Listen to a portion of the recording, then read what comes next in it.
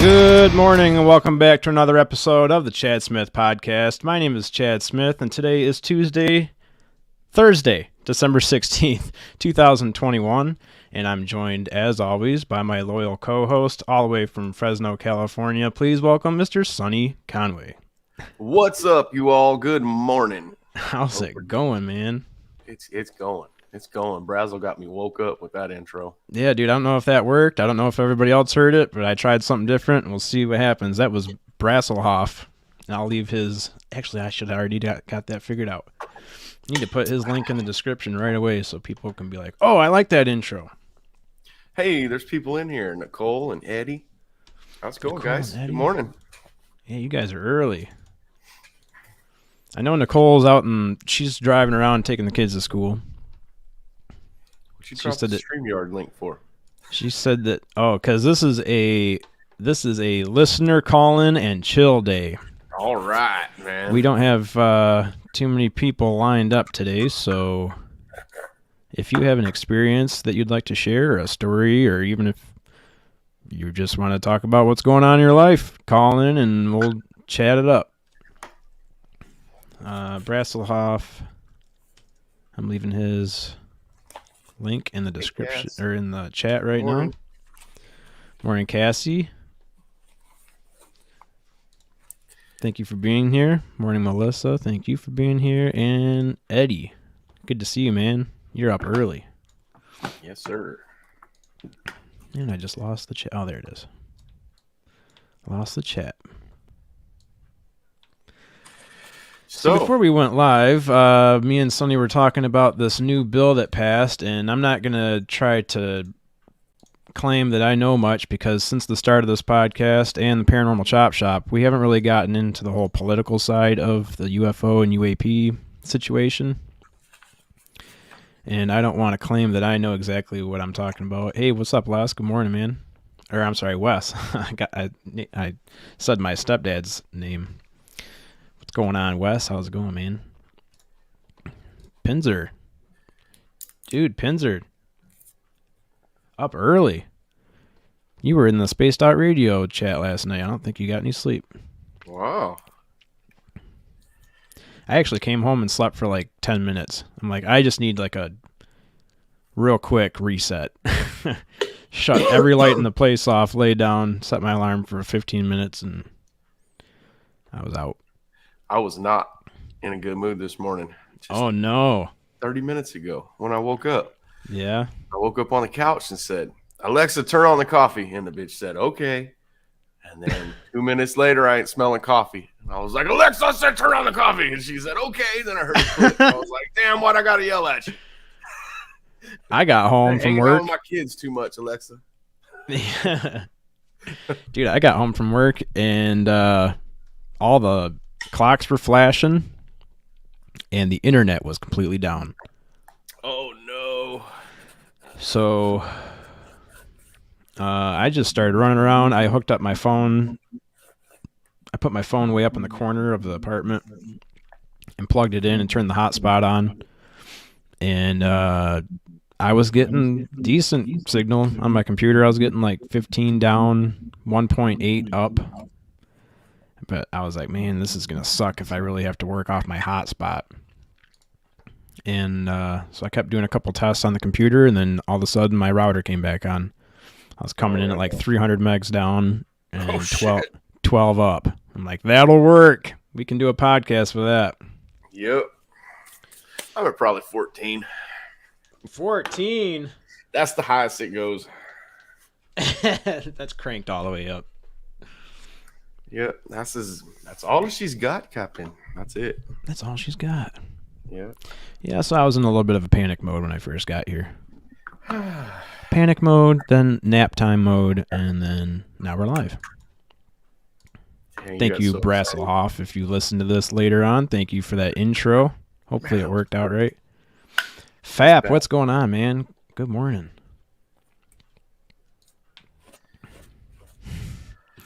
So who else is in here? Pinzer said, I slept a bit. I sleep odd. If I wake up somewhere in the Chad Smith time, and here I am. Perfect. Uh-oh. Fap says we So, got problems. yeah, I was reading that too. I think he just means he's got staying awake problems or not getting any sleep problems. Oh, Can you hear me okay? Everything I working hear all you good? good. All right. I don't remember if I adjusted my volume or anything from last time. So this is Thursday, not Tuesday. Just so everyone knows. I screwed up and said Tuesday. Did you? Yeah, when I didn't first even came in here. notice. I didn't even notice. Well, that's good. This Friday's Eve. Or if you have Friday off, it's just Friday. I took Friday off again. Again? Yeah. Motherfucker, it must be nice to be you. Well, next week I only have 4 days because the factory's giving me Friday off, and I still had a personal day to use. So I'm like, hey, I know I had Monday off, but how's Friday sounding? He's like, Friday is open. Man, I don't So I know. work 3 days this week and 4 days next week. They're gonna be like, why don't you just stay home forever? I thought they were gonna make me do that when I had 9 weeks off and I was laid off. Oh no. I didn't know if I was gonna get called back. Oh man. That was scary. Unemployment was running out. Yeah, that ain't no fun. I don't like that.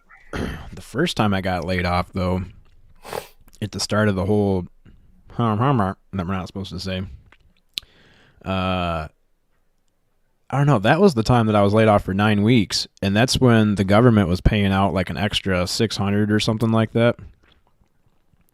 So I was actually making like $900 a week just to sit home and do nothing. That was nice. That was really nice. Yeah. Yeah, they never gave me no money like that. Yeah. That's how I saved up all my vacation time because I was already laid off. Didn't need to use it.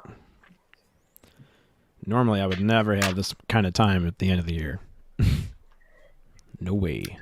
My wife always seems to have vacation time. She's a boss, though. Yeah? I think she just does what she wants. Yep. It must be nice to be a boss. Uh-huh. It was hard work for her, but she's a boss now. Yeah. I read your comment in the perfect tone, by the way. Well, thank you. Oh. Wow. Pandemic pay was great for some. It definitely was. I really didn't want to go back to work. I couldn't believe it. I actually did get money one time. Yeah? Yeah, they don't send me money because I don't get paid like that. Yeah. But they did send it to me actually maybe twice. So I probably got like $1,200. Oh, that's cool. Yeah. Every little bit helps, especially with gas being where it is. Yeah. I had to pay $3.39 a gallon coming home. Or no. Yeah, $3.39 a gallon. And I know it's free. Huh? I just bought gas here. It was like almost $5 a gallon. What? No. Yeah. For the cheap stuff, I think I paid like $4.80. Why is it so much different? It's California. Oh. We charge you to drive on these nice roads. That's crazy. Nice roads. Yeah, Michigan doesn't have no. Everyone in California just looked at their radio and went, "What the hell is he talking about? Nice roads. We don't have nice roads, but they do charge us." Cosmic's coming in at $2.94 a gallon. Not bad. Damn. Yeah, over here by my house it's $3.08, and over by. I wish it was $3 a gallon here. Oh no, Chad, you froze. Oh no, guys. I think Chad's internet dropped. Uh-oh.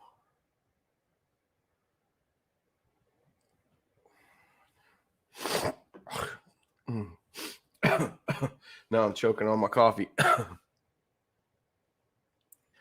Uh-oh. Well, he's stuck, guys. I don't know if we're stuck or I'm stuck. Can you guys still hear me in chat? Give me a yes or no. Melissa, can you hear me? How about you, Cass? Either I'm froze or he's froze, but I'm still clicking like we're live, guys.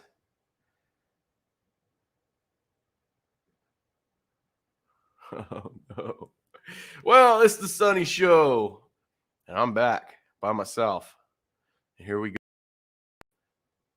Come on, Chad.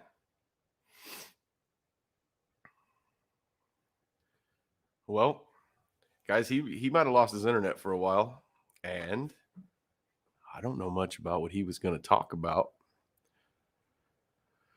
but we'll get him back in a minute. If anyone has any questions or wants to come on, he might even be able to put you on with me, but he's not going to get back on here till he gets some internet.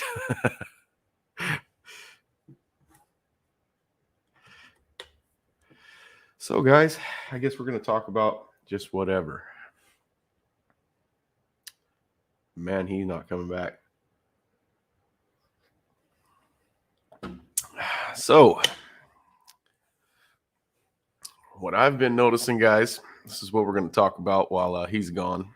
I love to listen to the Art Bell Show, guys. And it's that word we're not supposed to mention. This was 2 nights ago.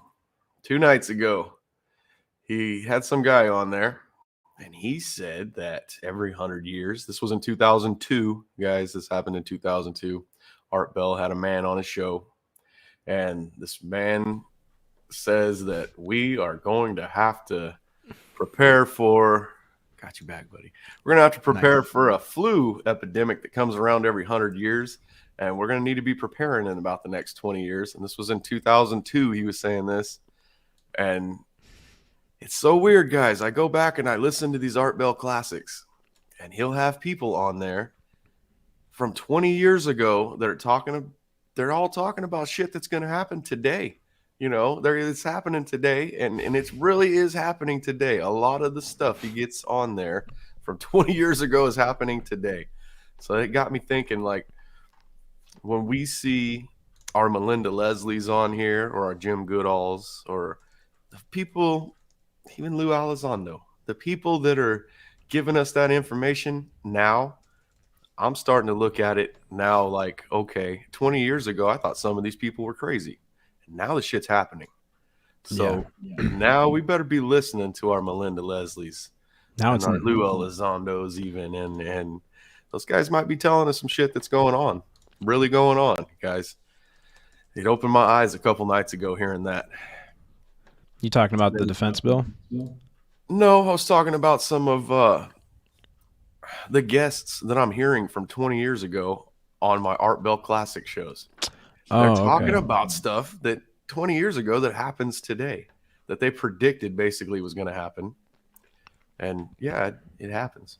Wow. Yeah, it's pretty nuts. Last night he had on Bob Lazar. That's what I was listening to. I was like, oh, he got my guest. Wow. I want Bob on my show. And they were talking about his dragster. They were talking about his jet car too. And I heard stories.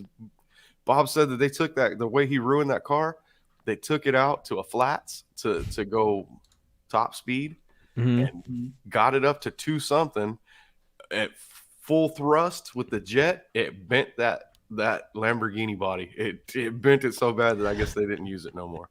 He said that they knew it was going to happen, but a little bit of torque. To see how fast it would.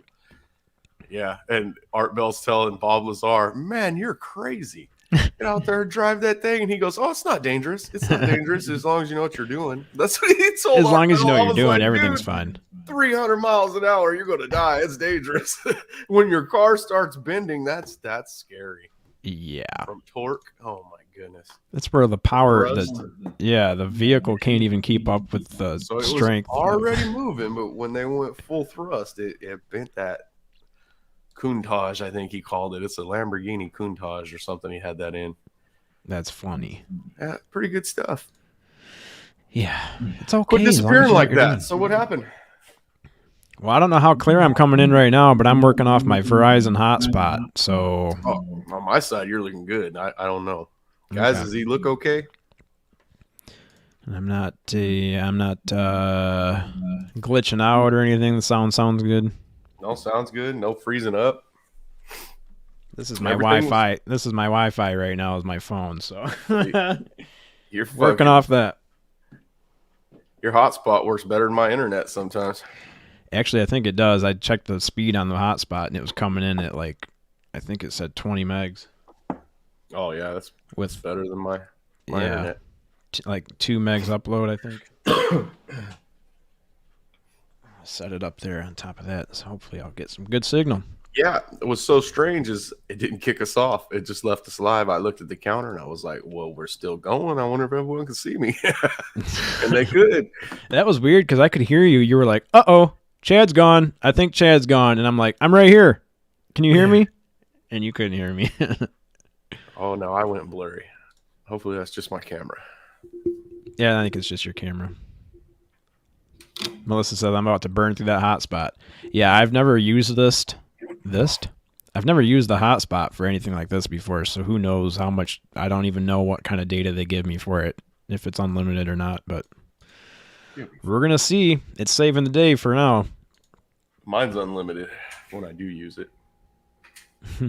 Melissa, I look like buttholes, Fap. I'm going to try to join shortly. Yeah, we're all just trying to have internet. It's real windy here, like right now. I lost mine when it rained, but then it came back yesterday or something, and now it's working good. Yeah, I feel like almost having the weather app up just in case we start getting like a severe weather warning or something. Ma, get your ass in the basement, Ma. It's dangerous out here, Ma. Yeah. There's tornadoes all over the country. What do you think about that? Do you think the weather's gotten worse? Or is it just we're seeing it more because we have Facebook and stuff? I'd like to blame it on that, but we've had that for a while. Yeah. It's been getting different anyway. It's definitely different. We got like the tornadoes are bigger and faster. Everything feels like it's fat. The weather's faster and more powerful. We don't ever get tornadoes here. Maybe 10 Morning, Brassel. 15 years ago, one blew through here and ripped my buddy's roof off his garage. And we don't get them here. But I guess they can touch down anywhere they want. Yep. It's happened here before. Yeah, that's like saying because in Michigan we've always said we don't get hurricanes. Thank God we don't get hurricanes. We just don't get them like. That's what I'm learning is we don't get them like Kansas. You don't see cows and shit flying through the air. These things drop out of the sky. These things drop out of the sky, rip your roof off, and then just disappear. And they only go for like 30 seconds. We don't have them. They just keep ripping through the state here. Yeah. Have you seen the footage that went through Kentucky? How big the tornado was? I seen the path one time of a Kentucky tornado, I think. Are you talking about recent or a while ago? Yeah, the one that just killed like 100 people or something. No, I didn't see that one, but I've seen the path of destruction they leave. It almost looked like someone took a 20-mile wide scraper and rolled over these houses, and you could actually see where it cuts through. It actually cuts a street through almost 20 miles wide. Not 20 miles, but it was big. It was huge. That's the only one I've ever seen, though. That was a while ago. Yeah, the tornado, like I saw a video of it, and you can't see it until it lightnings. And then as soon as lightning hits, you can see how wide the tornado is, and it's freaky. I seen the path of destruction it left. It looked like they drove a tractor over all this stuff. It almost looked like it made a street, where it cut through. Yeah, it's like super defined sometimes, where you can clearly see where it was and where it wasn't. Yep. I saw this video of this dude standing in the neighborhood. He's standing in front of his house. It's the only house in the neighborhood that's still standing. Everything around him is completely flattened. It looks like pickup sticks. And his house is just standing there pretty as can be. And he's crying and sobbing into the camera, and he's like, me and my family hunkered down in here, and all I did was pray and pray and pray. The whole time the tornado was going by, I was praying to God. And here we are. House is still standing. I'm like, huh. I mean, what are his neighbor's house is gone. Neighbor over there is gone. His house is still standing. It's definitely screwed up, but it didn't come toppling down on him. Tornadoes can't be selective. If they are, that's scary. Eddie says, my nephew, veteran My nephew's a veteran Army helicopter pilot, flies medevacs, Kentucky, Tennessee. He's out straight. I'm not sure what that means. What's out straight mean? Sorry, Eddie, I don't know what that means, but yeah, that's cool that you just mean like he's been out flying back and forth and helping them out down there with the efforts. We've got electricians from up here in Michigan. I know that whenever something like that happens down south, we've got Detroit Edison electricians that they drive trucks down there and help out with some natural disaster work, which is pretty cool. That's what she said on Twister. Oh, I haven't seen Twister in forever. That's a good movie, though. That was a good-ass movie. Where they got that sensor, takes up the whole back of the truck, and they have to just drive it into the storm. Flip the back, and yeah, no, that ain't for me. It might be a little too soon. Though. It might be for me, chasing storms. I don't know, man. I used to be so deathly afraid of storms. Like, we should get my mom on here and ask her about it. I used to have like stomach aches and get nauseous and just start crying and there's a thunderstorm warning. Yeah, I was being a big sissy, dude. Now that I think back on it, I'm like, it's just a thunderstorm, and get in the basement.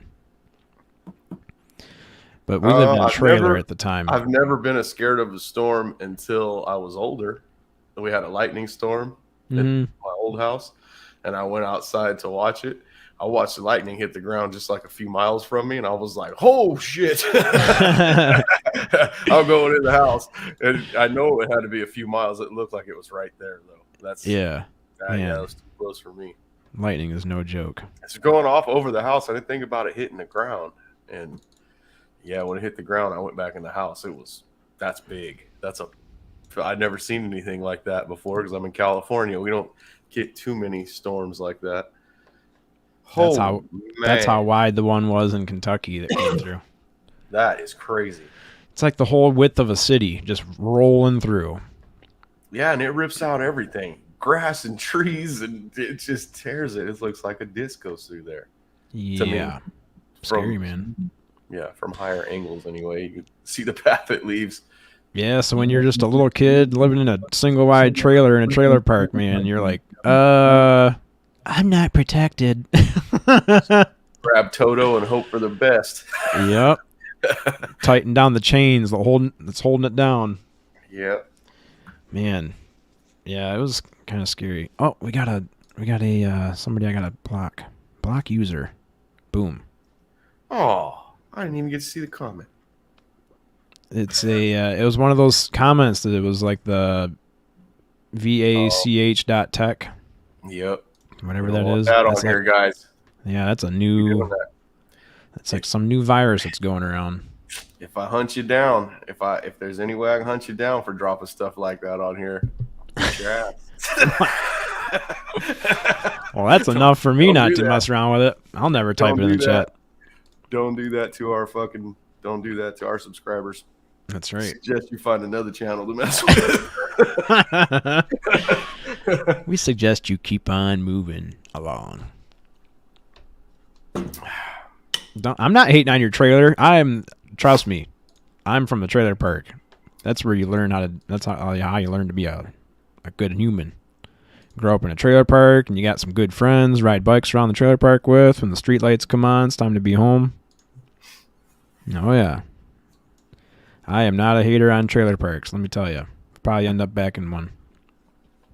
I'm just in those...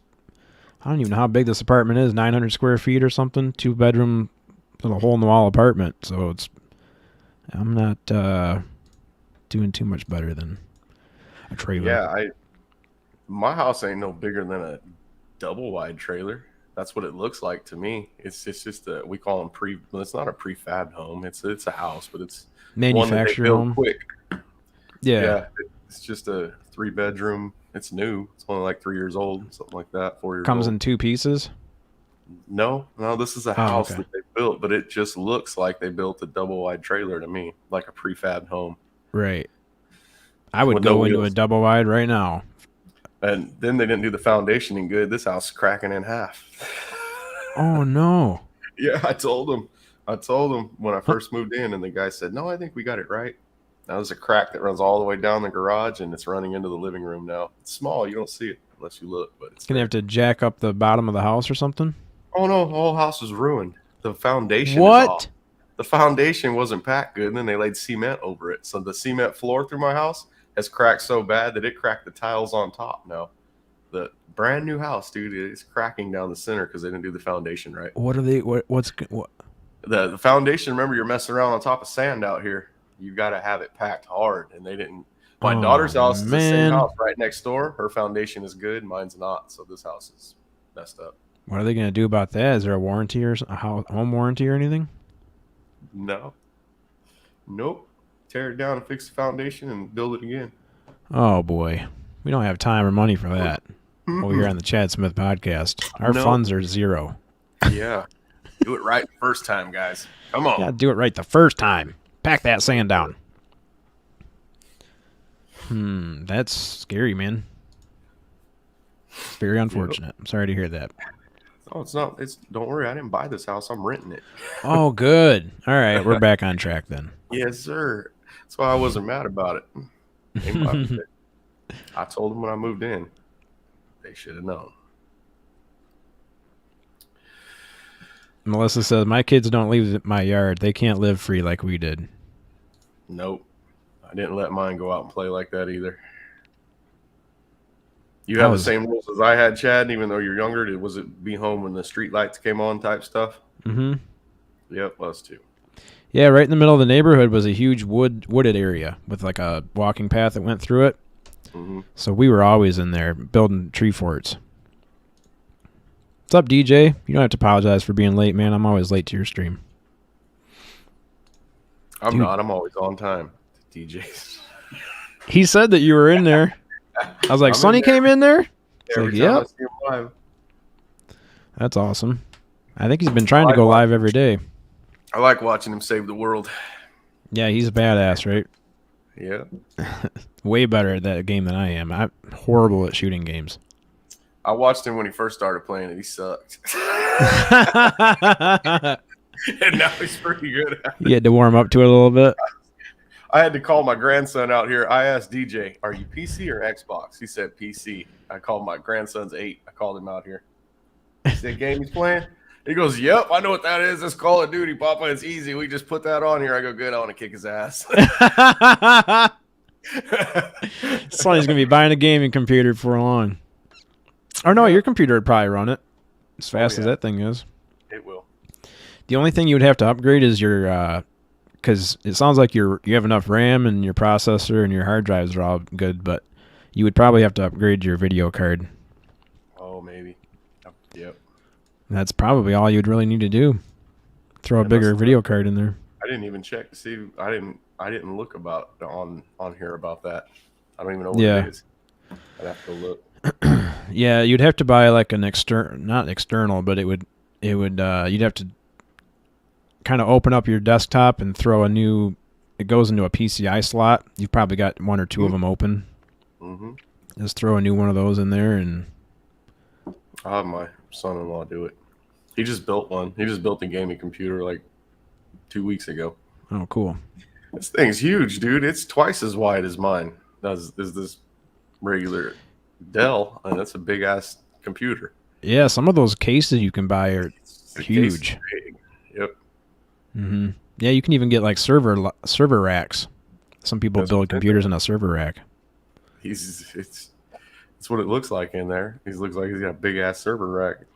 Yeah, I think when you have when you start getting into like liquid cooled graphics cards and stuff, it's like having a little radiator in there. I know he's got, I think, 2 or 3 fans in there. Cassie says she can see us being a cartoon. Oh, yeah, we can definitely be a cartoon. Hey, guys, welcome back to another episode of Chad Smith Podcast.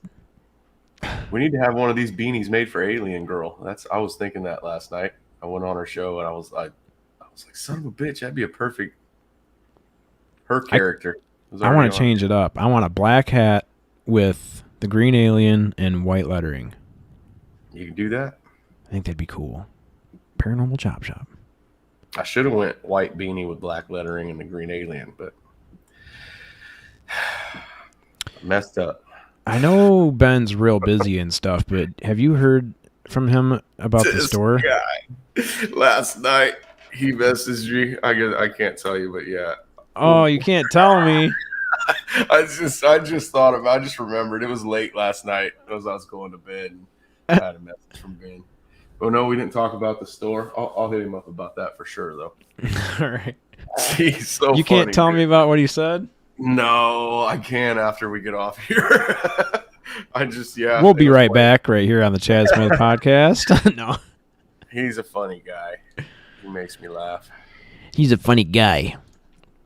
Oh boy, we got a whole paragraph here. Brassel says, Chad, I had a dream I made friends with the Island Boys who had an endorsement with the protein powder company I use. I was trying to weasel my way into the endorsement. What does this dream mean? Good things are coming, Brassel. That means good things are coming. That means you've got a vision.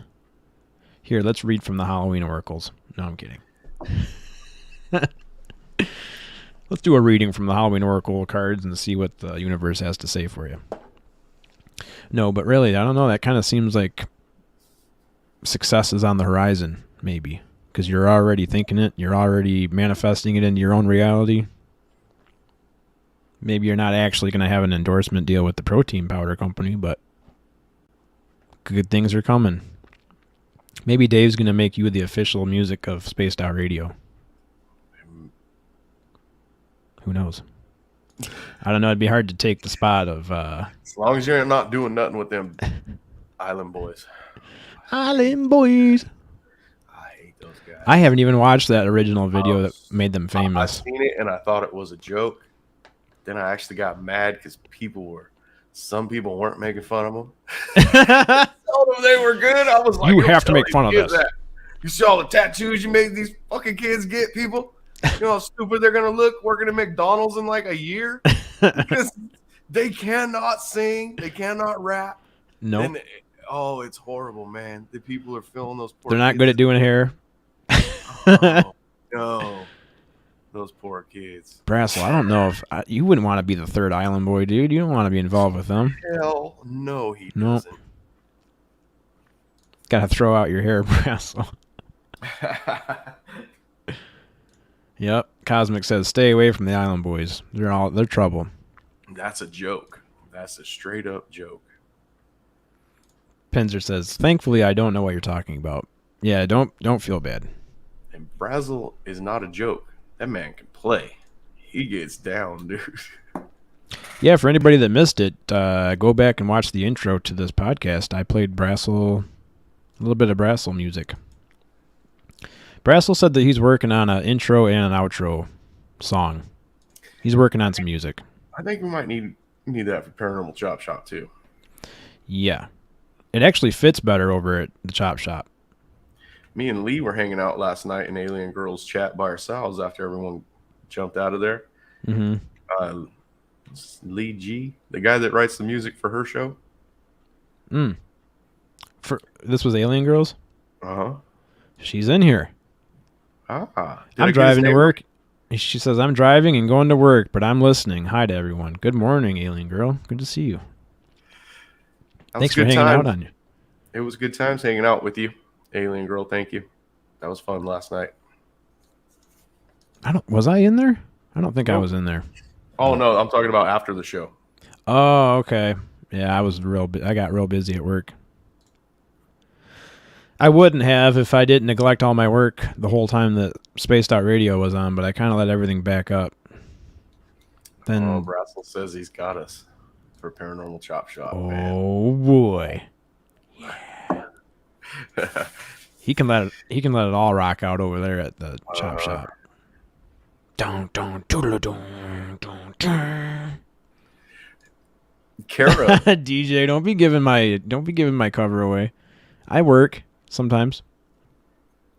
Kara, the lady that's going to come on our show Friday, her son, dude, she sent me. It's hardcore rock. Really? hard, like hard. Oh, oh, they're all going to come for you. Yeah. Some screamo music. Yeah. Oh man. But this guy's a badass, dude. I was like, whoa. And they're big over there. Like, that's what they do. Yeah. Like, yeah. I had no idea. Awesome. She sent me his stuff. Yep. I think the whole time that we're going to be involved with this community, we're going to run into a lot of good musicians. It just seems to be, yeah, very artistic group. There's a guy named Randy that Cass knows, Oracles, and I've been going and watching him play. Dude, this guy's good. He's good. He took lessons, but I can't remember his last name. Oracles, I'll have to shout him out. Shout him out, Oracles. Is Blue Chew a sponsor now? No, Chris, but we've talked. That's funny that that's come up before. Did you and me talk about Blue Chew? No. We talked about UFO beer. Oh, somebody I was talking to was like, oh, you should be a sponsor for Blue Chew with that pillow behind you. I don't even know what that is. Blue Chew is like it's like Viagra, but you can order it. It's being advertised on a couple different podcasts. Like I know Joey Diaz, he advertises for them. And the morning show I listen to, sometimes they advertise for them too. Love me some screamo music. Yeah, DJ listens to that hardcore stuff. He tried getting me into it, and man, some of the stuff I can kind of dig sometimes if I'm driving real crazy or something. But I listen to all music, you know that. This one's even harder. It's too hard for me to even listen to. It's just I can't make that stuff out. I never been good with that.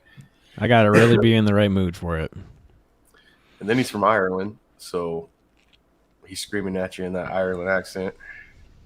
Oh, that's awesome, though. I'd be interested in hearing some of that. She told me the other day that she loves our accent. You mentioned that. The way we talk, she loved our accent. I laughed.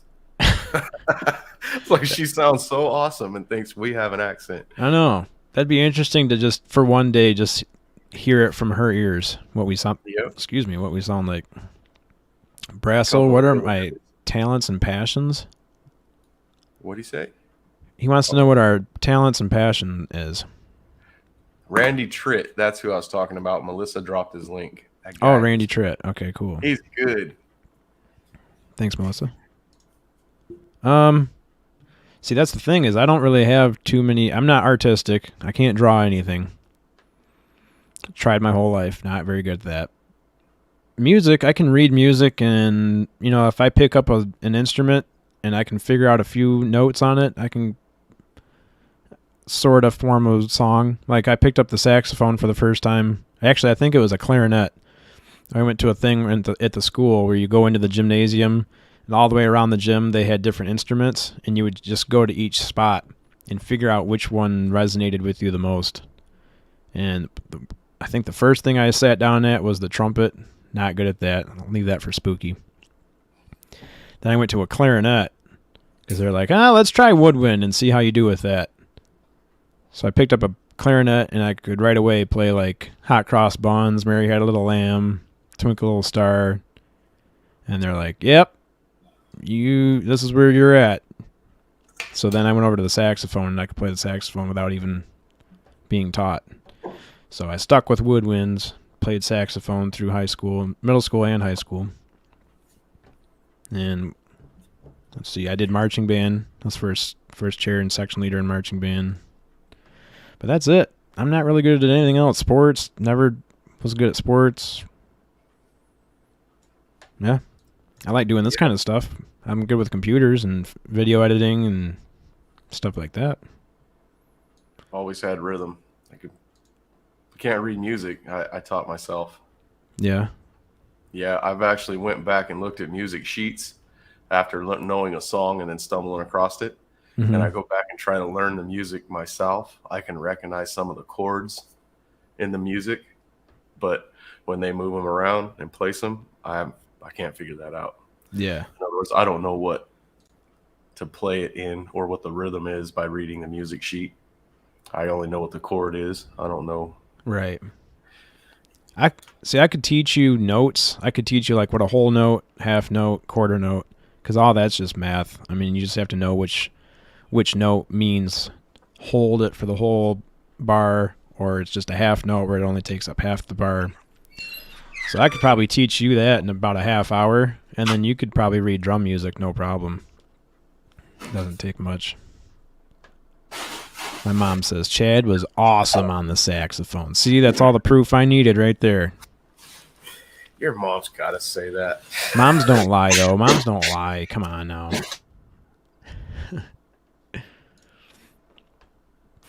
Who else do we My have wife's in got here? the hammer over there breaking ice. Oh. She's got to go to work. She's leaving for work. Aw, man. Well, tell her to put the Chad Smith podcast on in the car. We'll There update you her go, on babe. all today's news. And You hear that? Chad says put the podcast on in the car so you can listen to us. Bye, babe. she's She don't like, want to listen to me. she's like, you and that silly podcast stuff. Yeah. I told you she thinks we're all crazy. Hey, we're going to be big someday. Okay. You ever heard of Howard Stern? All We're right. gonna be big today. Think about it. Think about it. Ryan Bledsoe doesn't know this yet, but me and him are going to collaborate soon. I can feel it. Yep. He's got an awesome podcast over there, him and Nick. And it's going to be Ryan, Nick, Sonny, Chad, and Josh. We're all going to collaborate and do a podcast. I'm just saying it right now. Maybe Chris. You got to just say it, put it out in the universe, and make it happen. Then Chris is gonna be there too. Chris is going to be there? Yeah, we just got to say it and put it out there. Oh, Chris Bledsoe, yeah. I'm like, Chris? Who the hell? Just the guy we're all going there to talk about.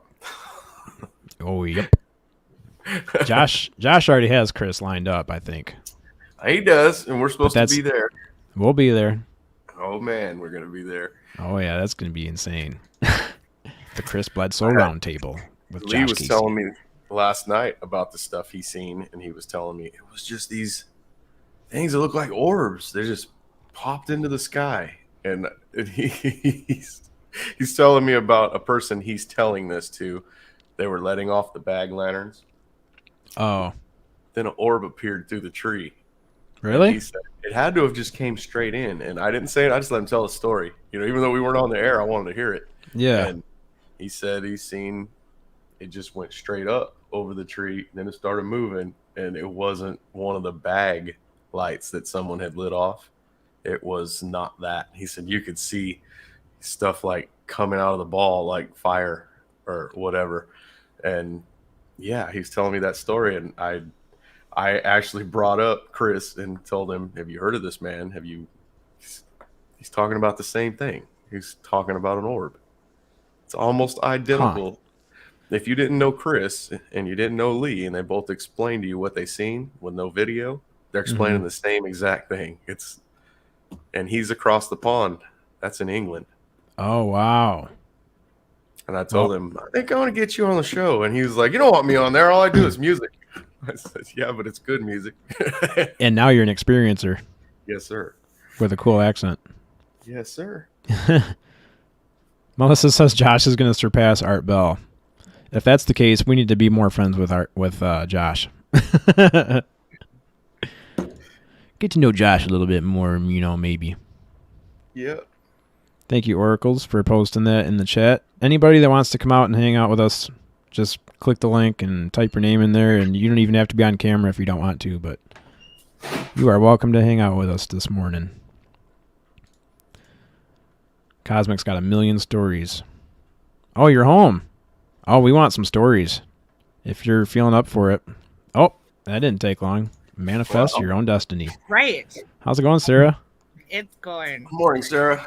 Good morning. It's been a really long night. Like when you said wind, Mm-hmm.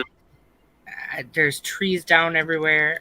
You know, I deliver papers. There's trees down. There's garbage cans everywhere. It's crazy. What's up, Brassel? So yeah, it's been an experience of night. Yeah. Seems like the whole country's getting it. It's bad. Well, hopefully keep the lights on and everything. Oh yeah, I have power. So we're good. What's up, Brassel? Not a whole lot. Just at work here. My last hour. Did you get any sleep before you had to come in? What's sleep? Yeah, Same. that's what I was thinking yesterday. I think I slept 3 hours and was Is up that again. that thing I do when I lay in bed for like 2 hours a day? Yeah. Cuddle Different time with the songs. dog. Yeah, Different exactly. songs rushing through your head. It ain't sleep. That's creative time. I think the universe knows that we're trying to get something going here, so it's just like, you can get 2 hours, 3 hours, and I'll keep you going. Yeah, like I work graveyard shift and then I do dog training during the day, so it's just literally nonstop. You do dog training? That's awesome, man. That's I do. cool. I work with the bad doggies. That takes a lot of patience, I would imagine. You know, it's funny, it does, and I've got boatloads of patience for dogs, but when it comes to people, I have zero. I kind of am the same way. It's Yep. because I know, dogs want to learn. I learned a good one for bad dogs. For What's that? dogs that are always wanting to bite you is EOT. That's what I tell my dogs for. It's end of threat. EOT. Yeah. Yeah. Yep. Yeah. That's my dog just jumped. Nice. Okay. Nice. I'm not familiar with that one. Yeah, that's one I came across. Your dogs are trained in German, right? Yeah, but that EOT was what they used for end of threat. It calls them back. It makes them not bite them, but they stay at guard. And then 9 is no, they quit. Okay, see, I work with dogs who bite, and then I try to get them back to normal. So I've had a few like ex police dogs, like Malinois and stuff, just complete psychos. And then That's had the one that they use the EOT on. That's that shepherd, that police dog, the one you those Malinois. That's a real dog right there. had me pinned behind a door, and I had to call my buddy and ask him, what the hell is that command? I couldn't remember it. And he's dying laughing, dude. I'm trying to feed this stupid dog. The dog don't want to bite me. It loves me. But they said Bionkill to it before they left, which means guard this pin, basically. And I got in that pin and wasn't thinking about it. And as soon as it ran at me, I just closed the door behind me. So I was stuck in between the wall and the door. And with the dog attacking me, I'm on the cell phone. As soon as the guy says the command and I say it, she just stops and it's actually a boy wagging his tail. I'm still scared to come out from behind that door, but Isn't that didn't do amazing? anything to me. Yeah, it's just that one word just stops him. Then That dog's all, I don't care if you're the Pope. My mom and dad said defend the house. yep, that's how mine are. Eddie wants to know, have you ever trained a dog to jump through a hoop of fire? Oh man, Nah, I feel like tricks are dog abuse. I kind of figured you were going to say that. I just had a feeling. Like, a dog trainer would just assume that, or I would just assume that a legit dog trainer would just think that tricks and stuff like that are just like, because we wouldn't want. The agility stuff is cool, but I'm not really that's not really my crowd either. But yeah, tricks. I don't know. I Yeah. feel like it's like you're making your dog a circus animal or something. Right, we wouldn't want aliens to come down here and tell us to jump through hoops and stuff either. I probably would, but yeah, I hear what you're saying. Maybe trade for a little bit of anti-gravity Exactly. technology. So Sarah, you took the time out of your morning to come on here. So what kind of stories did you bring for us? Well, what do you want? What kind of stuff do you experience? Just UFOs and stuff like that, or do you have like paranormal, like ghosts and stuff? Well, I see those orbs that Chris sees. Do you? Out. Unfortunately, every time you turn your camera on, they don't want to be on camera. They just want you to see them. Yeah. Okay. And I've been experiencing that for a few years now. And I'm out in the country every night in Wisconsin. Yeah. They didn't write a book, Weird Wisconsin, for no reason. I'll tell you that. Yeah, I see those a lot. And I see, like, how, like, you'll see a meteor and they shoot down real fast and you can see the trail. Well, I'll see stuff like that, but it goes up. And I'm like, well, meteors don't go up. Shooting stars don't go up. So what's going up that fast? Is it a bluish color? It's white. White. It looks exactly like a shooting star or a meteor would look, only it goes up. Some That's people say weird. they have faces in them. Do you ever see faces in them or anything like that? No, not those kind of orbs. These are like giant, huge orbs in the sky. Oh wow. Okay. Yeah, like, and I don't know what I saw last night. And I wish I would have been like video. I need to videotape more. I need to get like a dash cam because I thought it was lightning at first, and then I looked at the radar and there was nothing. But it was like the sky lit up, almost like if like I don't know, like a I don't know, like a hub blew or something. I was gonna say like an electrical thing exploding or something. Right, but it was like purple and pink, and it was in the clouds, and it was you know those huge wind turbines that we have, the the ones that cause cancer. It was above that, and it was in the distance, and it was so high up, and I was like, how is that even? What is blowing up? Like, what is happening? And it happened twice, and then it didn't do it again. It was like lit up the sky twice, and I was like trying to see if anything smelled like electricity in the air or anything like that. No, nothing. And I was like, what is happening out here? There's there's a huge shift, and I love listening to Ryan Bledsoe talk because he talks about the age of Aquarius all the time, and we're gonna just keep experiencing more stuff, and that's what is happening. And Yeah. Disclosure is within us. It's not going to happen with the government. It's going to happen with us way faster. Oh yeah, for sure. Yeah, I'm addicted to that podcast. It drops at like 2 a.m. or 3 a.m. sometimes, and as soon as it drops, I click on it. Which one is this? Bledsoe Said So. Mm-hmm. It's Ryan Bledsoe is the son of Chris Bledsoe. It's his podcast. Just real quick, how do you guys feel about James Gilliland and that crew? That's the first time I've heard that name. Oh, really? He's got some like Skinwalker Ranch similar type thing that he has, a little camp that he invites people to. They do like CE5 type shit. Oh, okay. But he's friends with like Corey Good and a few others that I think are kind of a little suspect. Mm-hmm. But I don't know. Dave says he's legit. That's a little sauce. UFO and aliens contact has begun. That's what it says. Yeah, I've been following him for a while. Then I kind of switched over to Spaced Out Radio. Yeah, they were talking about. I feel bad for saying it, but everybody kind of came from coast to coast, and I never listened to Coast to Coast. So when you guys were talking in the chat last night about Coast to Coast, I'm like, yeah, I started out here on Spaced Out Radio. Oh God, I used to listen to Art Bell in the 90s when he was still alive.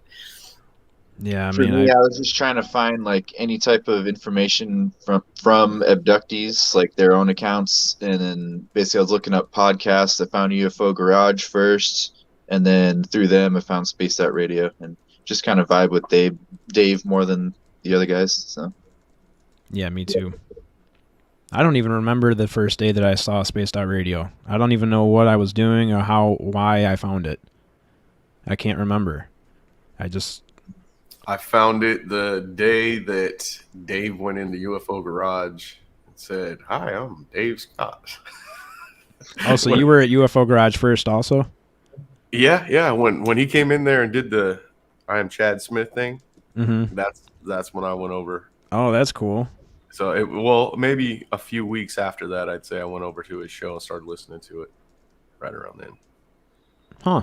That's the first time I'd heard of Dave, though. I'd never heard of him before.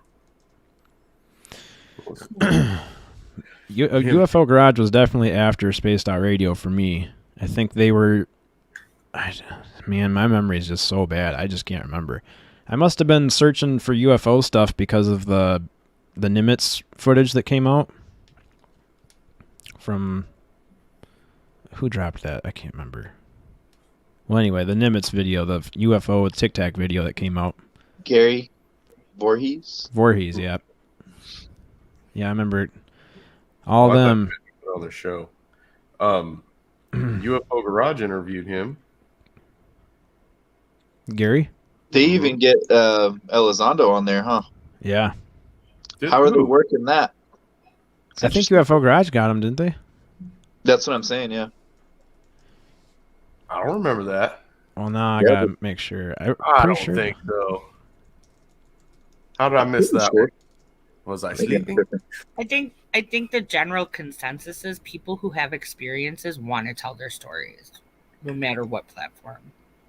Yeah. So, I mean, on all platforms. Like, if you talk about, like, The Conjuring House, the daughter that wrote the books that made the movie famous, Mm-hmm. Andrea, she goes on all kinds of streams.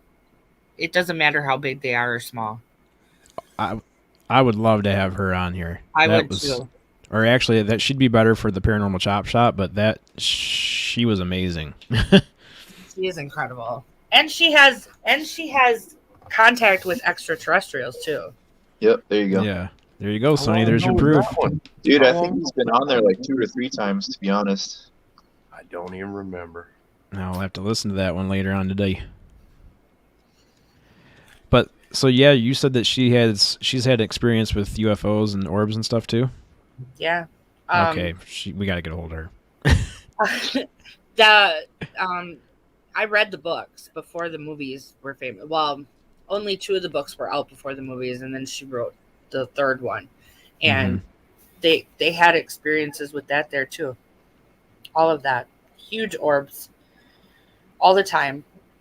It got to the point where she could call on them and they would come. I was going to ask you that. Can you summon them if you go out there and ask? I don't know. I've never tried. Oh boy. Dude, I feel like that's not fair because I'm like begging these bastards to come. Me too, man. I'm not good enough. I don't know. I go out and I look up at Orion. For some reason, I'm drawn to Orion. I always look up at Orion and I'm like, hey, I'm open to you guys. My mind is open. I've got a podcast now. I'm sitting there like, how many other people are asking for you guys to come see him? You know, it's like, come on, guys, come on down. Who else is asking? Yeah, I'm not gonna hurt you. I know that, What's like, going on? We got coffee. I know that I've never been taken, but if you're drawn to Orion, you might be from there. That's what I'm thinking too. And I'm just going to put this out there, but I did calculations, and I figure about 44% of the population of the world right now is of some sort of starseed origin. And there's a reason for that. I was gonna say how? How'd you get that number? That's interesting. Astrological charts. It says, okay. It tells you in there, like, more and more, like, if you haven't noticed, more and more people are going from being religious their whole life, or their families being religious, to more spiritual and meditating and having these awakenings. Yeah. And it's for a reason. It's because the earth, the whole world, we as a collective are so fucked up that there has to be balance. So light beings are the ones that handle that balance, if that makes Quick sense. question on that. Do you think it's possible that some people are going through life somehow dodging bad things that are, should happen to them, but somehow these beings are controlling it to where these bad things aren't happening to you when they should? No, because free will is still a thing. They can't control free will. And in order to ascend, essentially you have to learn life lessons. So if you're like me and you believe in reincarnation, we reincarnate so that we are able to come learn lessons, certain lessons, so that we can ascend. And so there's still a free will factor. I think I was thinking more. Maybe I'm not specific enough. I meant more like, let's say, like an accident that would physically happen to you in real life. And is there any type of way that they can control that, where, you know, you're going to get an accident in your car tomorrow, but they stopped it from happening? Yeah. Maybe they control karma, the good and bad karma. Well, I've always you control wondered your own about that. karma. You control your own karma. But yes, I think there's divine intervention. Absolutely. Like in There's Josh's the- case, where he put his feet out the window for the first time of his life, and it just so happened it was right before a really bad front end collision. When I was probably 4 or 5 years old, I literally fell off like 100-foot cliff, landing on my back. I should have fucking died. 100-foot cliff. Yeah, I bounced down that cliff like more times than I can remember. My parents thought I was dead, so I don't know how I lived through that one. Holy Just shit smokes. like that trips me out. Yeah, that's crazy. It's like Did a you near-death have- experience. Yeah. Did you have like a near-death experience? Like, do you I didn't. I remember the first impact, going face down, hitting that first rock on my forehead, and then I remember waking up right before I landed on my back. It was very painful. Yeah, Wow. and then me and my dad had to climb the way back up. It was fucking crazy. How? That's insane that you were even able to, that you were even conscious, let alone walk back up the mountain Yeah, or the cliffside. That's insane. that's That's why like- I'm wondering about that divine intervention stuff, because Oh, yeah. that shit's gone right there. Yeah, Yes. absolutely. They wanted me to stick around to save the doggos. There you go. Yeah. They're like, no, this guy's too compassionate. We need him on Earth still. But we won't visit him. Leave him there. Don't talk to him. Just Last let him time do they his put work. you off a cliff. Yeah. Last time we tried to say hi, you fell off the damn cliff. But I always tell people it's important, like, for you, like, if you have weird dreams and things, if you're dreaming of things, like, Like Island Boys. no, God, no. Those two, I heard an interview with the one, he was like, yeah, I sold my soul. I'm going to die young because I'm going to have to sacrifice myself. And I'm like, y'all better believe that. I don't mean to sidetrack you. Sorry. No, that's okay. I can Give me all the time. 1 second. I'll be right back. No problem. I tell people a lot, like, if you're having weird dreams, like, about, like, astral travel or aliens or anything that you're like, what, Mhm. write it down, because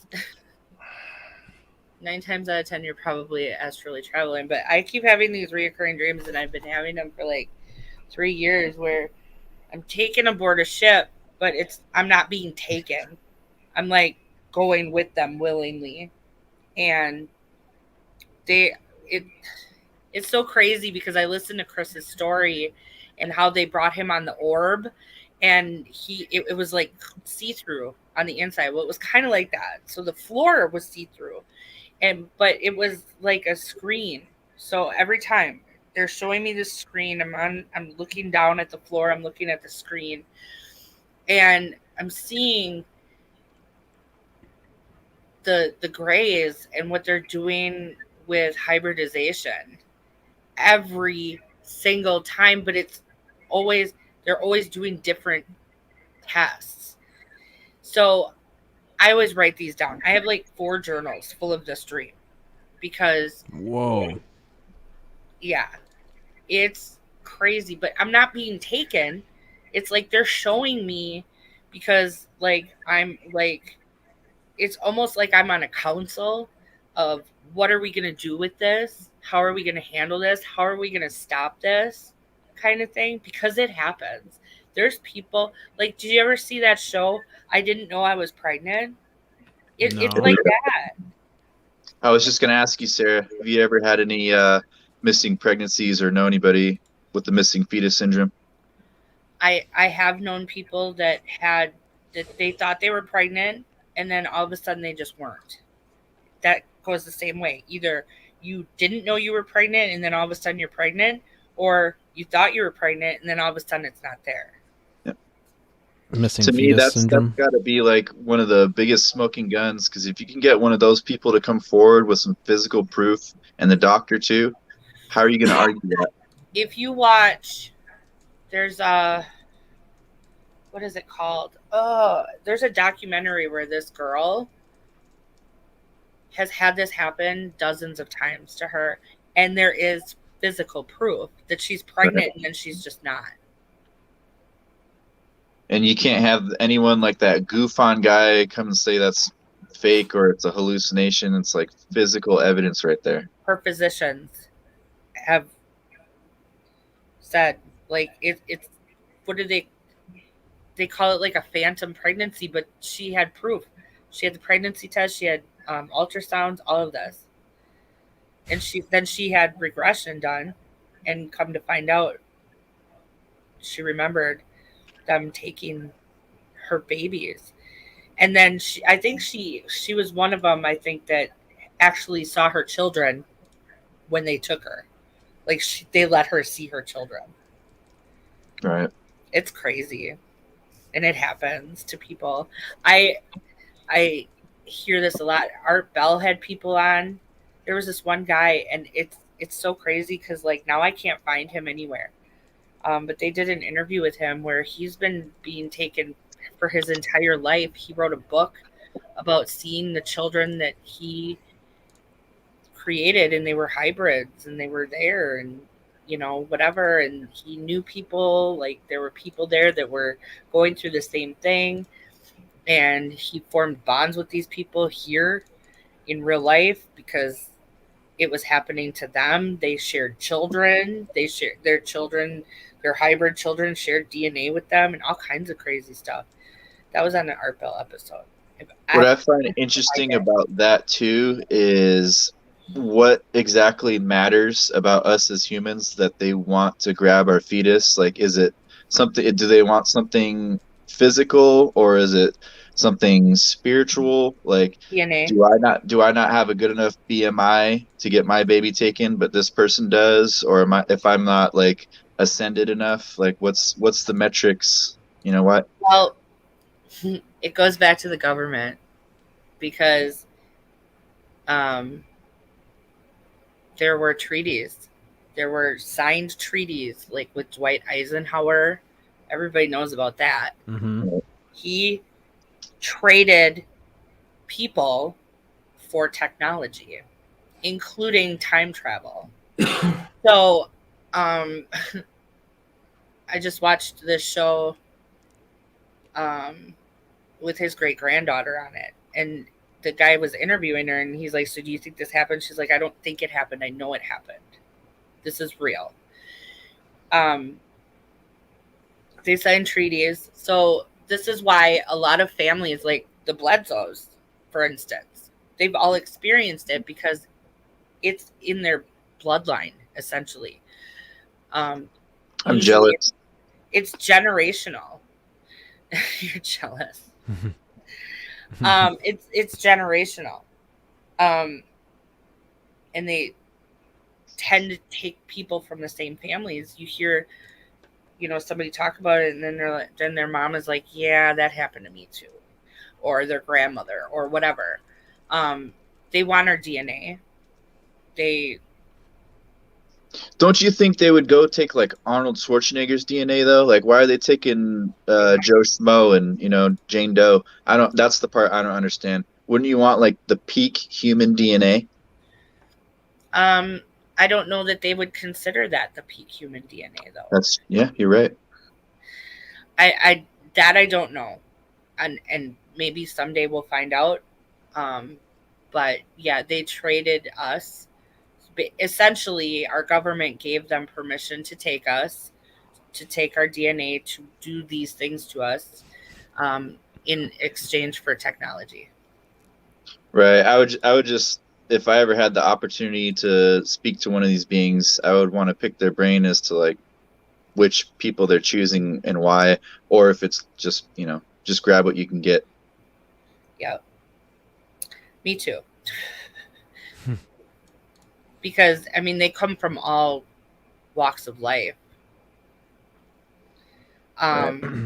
With like Chris Bledsoe as an example, he's totally a starseed. He's definitely 100% a starseed. They don't take him to do experiments on him and shit. They're giving him information. He's essentially one of them. Like he said, they called him brother. So his spirit is one of them. He's just here. That is so cool to think about. Yeah.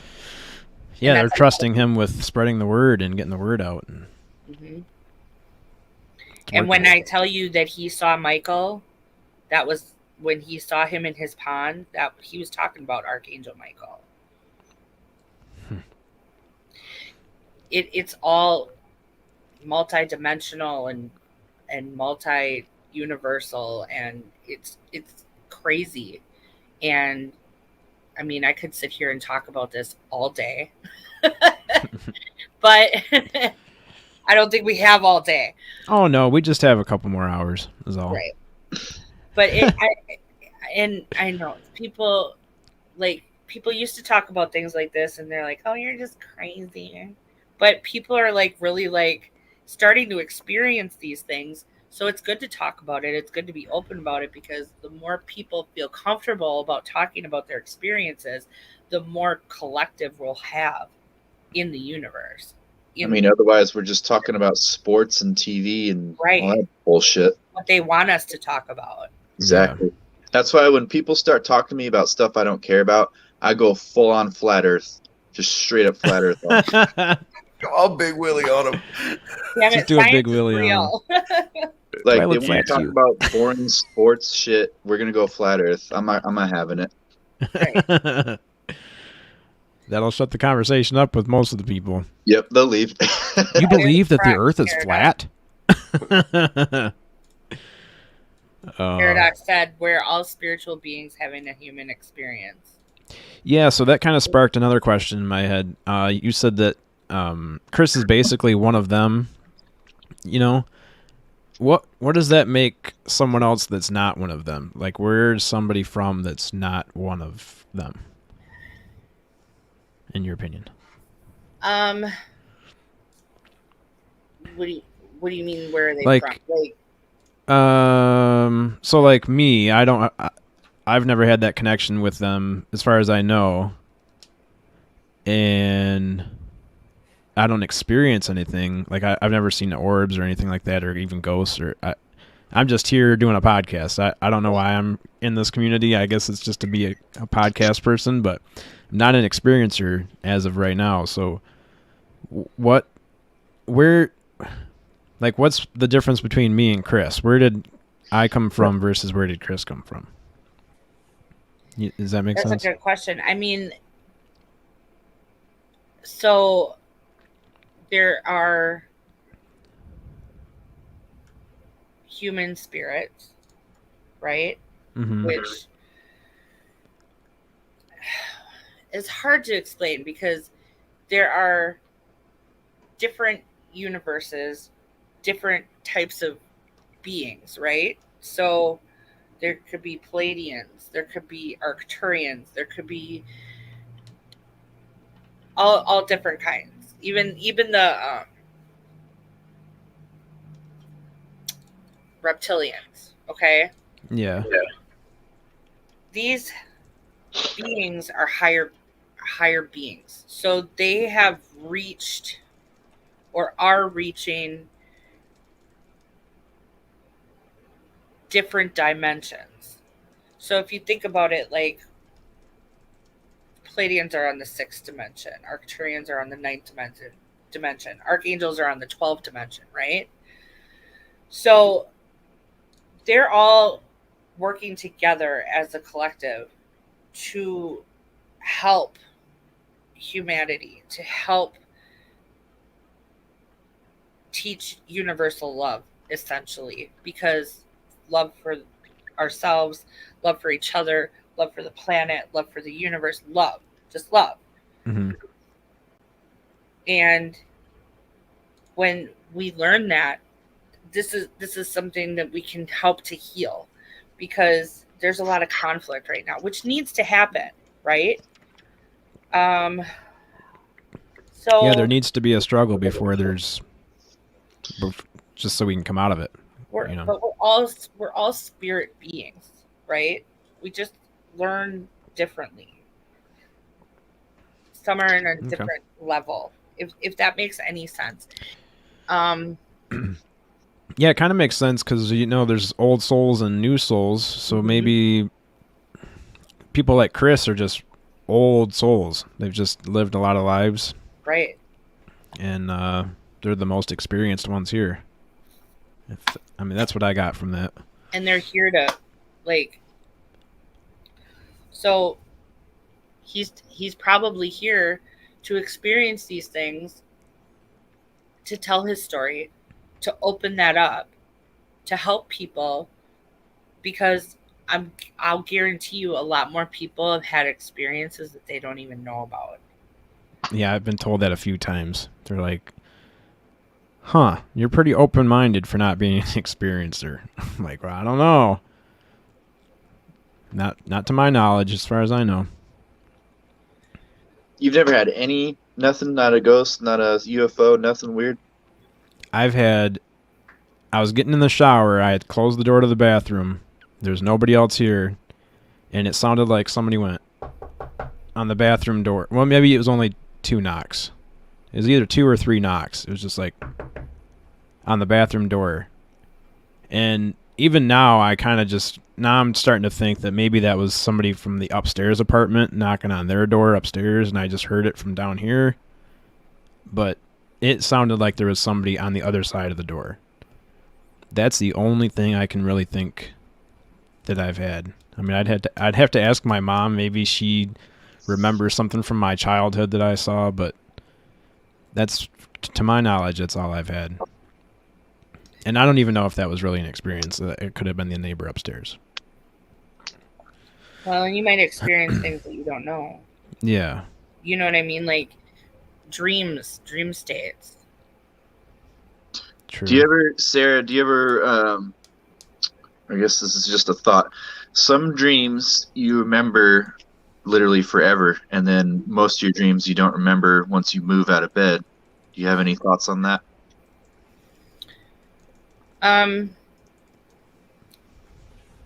No. I'm a believer that, like, do you ever dream about people that you don't know but you know them? I've had a lot of dreams where you're with someone and you know they're like your best friend, but it's someone you've never seen before. But that personality, yeah, I know what you're talking about. Yeah. So I'm a believer, and this is just my opinion, that when we sleep, when we go into that deep REM state, that we actually astrally travel to, and we go to people that we knew from other lives or on the other side or whatever you want to call it, because we miss them. So other spirit, other souls that we miss, or like if you see your grandmother who passed away 20 years ago or something, whatever, because you miss that person. So we visit each other, and I don't know, that's just my opinion. Because I've had a lot of dreams like that. Oh, sorry. Seeing my dad and my grandma. Have you ever been visited by like a past pet or anything like that? I wasn't. My son was, though. Because that's pretty much for me my confirmation of the other side is real. I had my my last dog who passed away. He visited me, and he also visited the previous owner. And when he visited the previous owner, he had my other dog with him who has passed away as well, and she never met that dog. So when she told me, Kiko was with this other Doberman and he looked like this, like I started crying, because it's like there's no way she could have known about that other dog, but she described him like to a T. So I absolutely know that there's definitely another side for sure. Yeah. Yeah, man, I wish I had something to add to the conversation as far as experiences go, but man, I've dreamt about my dogs that have passed One his name's King, and the other one's name's Max. Max was more recent. King was a long time ago. But yeah, it feels like they come to see me. And then I had a cat that's part lynx, and he grew up with those Queensland Heelers, Max and Holly, the dogs I have now. And after that cat died, dude, I would go out and call him. Even a month after he didn't come home, I'm still out in the backyard calling him every night. But after he died, about that long, about a month after, I felt him jump up in my bed and crawl up next to my leg and lay down. And I was not asleep. I wasn't asleep and felt him jump. I was laying there. And then I thought, how the hell did my weenie dog get in here? You know, for one, and because I know the cat's dead. And I reached down to feel what it is, and there's nothing there. That happened like 4 or 5 times that I felt this cat jump up and crawl up next to me and lay down just like he used to when he was alive. And yeah, he wasn't there. I love that. Oh, sorry, go ahead. With my best friend, she had this cat that was like a dog. He was this big Maine Coon. Like, we used to put him on a leash and take him for walks. And he was the coolest cat ever. And he died from being attacked from a dog. And yeah, we were all really upset about that. But he visits her all the time, and she'll like try to get it on video because he'll do the same thing. He'll crawl up in bed with her, and I'm like, God, I wish he would do that with me. I love that cat, but yeah, I love that. Animals are the best. They are. See, I heard from someone on a podcast at some point said that pets don't transfer over to the other side. Heard that too, and they don't go to heaven and all that shit, but I think that's nonsense. Yeah. I don't believe it. Hold on, let me get your screen bigger. Cute kitty. Aww. He's cute. Oh, and she's all cuddled up with the dog too, huh? Yeah, him and Rocky were buddies, man. They were inseparable. Oh, they're both males, right? You said. Yeah, those are.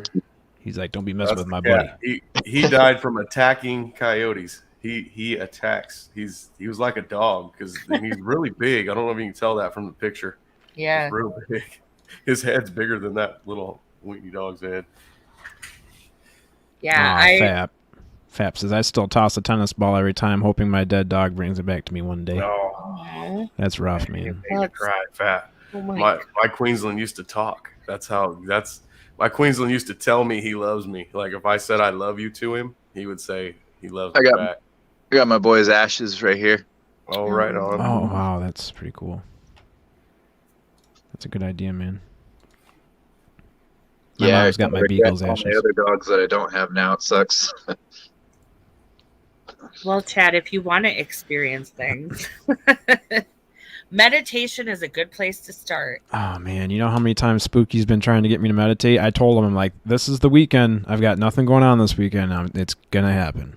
I'm going to make it happen. Meditate to his sweet trumpet riffs. I could. Oh, man. Just put it on repeat. Whatever helps you. Give me 1 second again, sorry. Yeah, no problem. Yeah, Spooky sent me a guided meditation video. I just have to click on it, and I just have to do it. I've had it for a couple weeks now. I have a whole playlist on my channel, too. There's a ton of them. Oh, of guided meditations?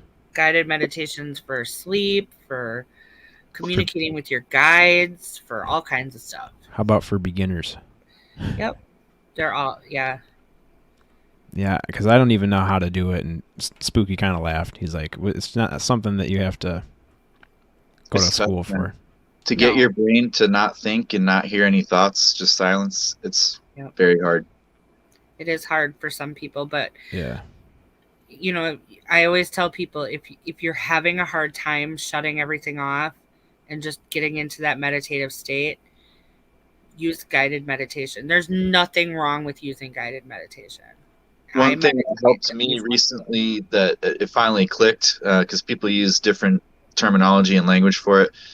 Someone said get into your sensory mode instead of thinking, and that actually made a lot of sense to me. Mm-hmm. It's like, okay, instead of thinking about stuff, feel and like smell, here, get into that state of mind versus like actually thinking about shit.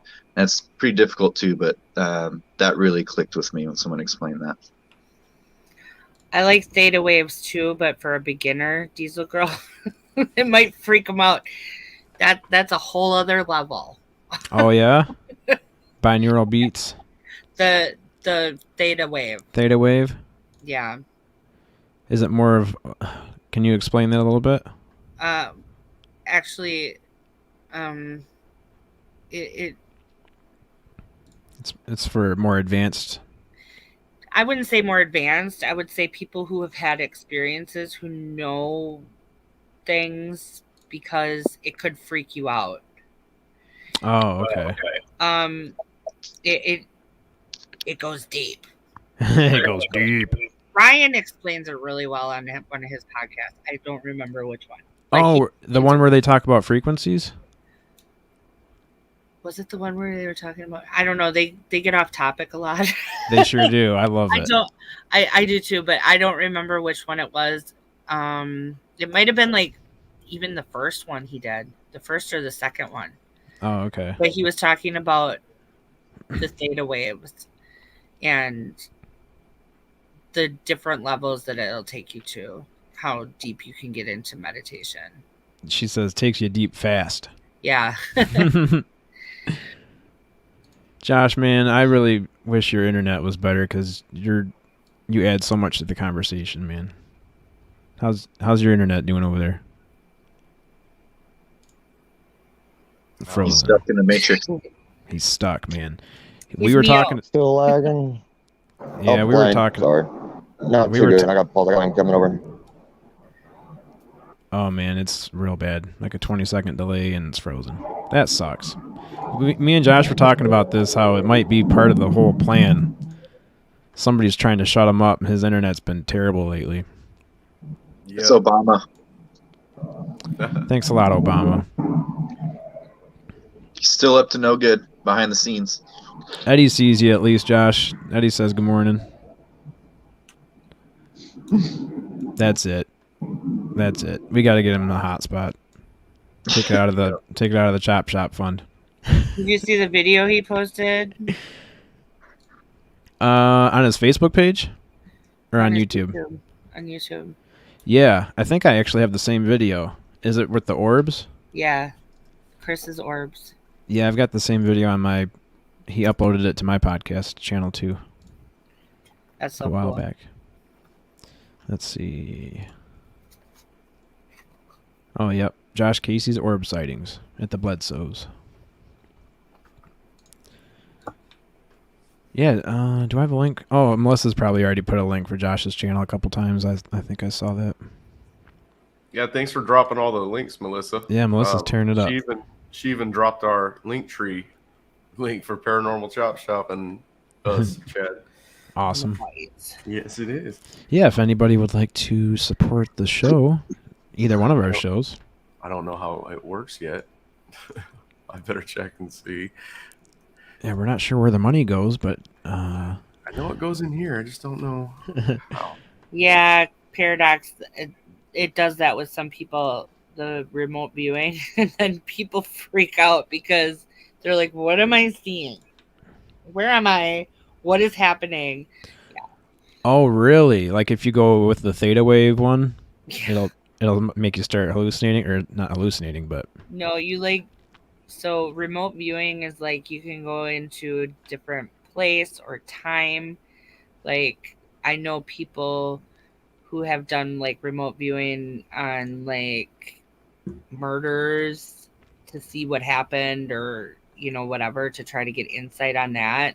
mhm. So it's like it's kind it's not time travel, but you're like essentially going to a time and place where you can see what happened in that time and place. So it's not a live situation. No. It's because time doesn't really actually matter, right? There's no No. actual such thing. Only here. Only here. That is such a mind off, probably, for people that have never experienced it before. All of a sudden, there's just no such thing as time. You can just Yeah. go and exist wherever and whenever you want. Yes. Wouldn't that be a beautiful thing? Yeah. I want to see how the pyramid. I want to go and watch the pyramids being built. Well, you're not going to see what they told you in the Bible. I can tell you that right now. Don't get me Yeah, I started. always thought it was suspicious that they rolled those things all the way to those big rocks from Yeah. the quarry to the pyramids on trees. Where the hell they get the trees in the desert? I don't see no trees out there. Or even like right now, they're like, "Oh, we figured it out. It was a ramp." It's like, Yeah, a okay, ramp. explain to me how that worked. Yeah, then Because you say, well, men can't push that shit up there, and they used elephants. Oh, oh, okay, Well, they elephants. used- the elephants now. They use giants hmm because giants existed back then. Remember? Yeah, They were in the say. Bible. I've seen a grave before that was supposed to be that they dug up a giant. That dude wasn't a giant.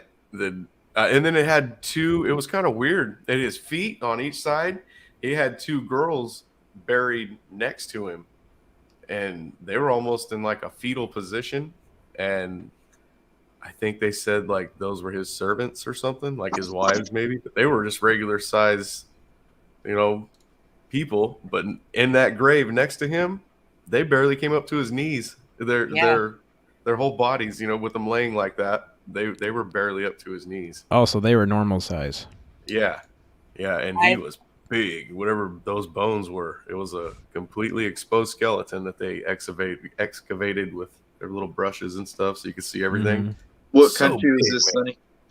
I don't remember. I've seen that a long time ago. Yeah, That was something I seen like on Discovery Channel.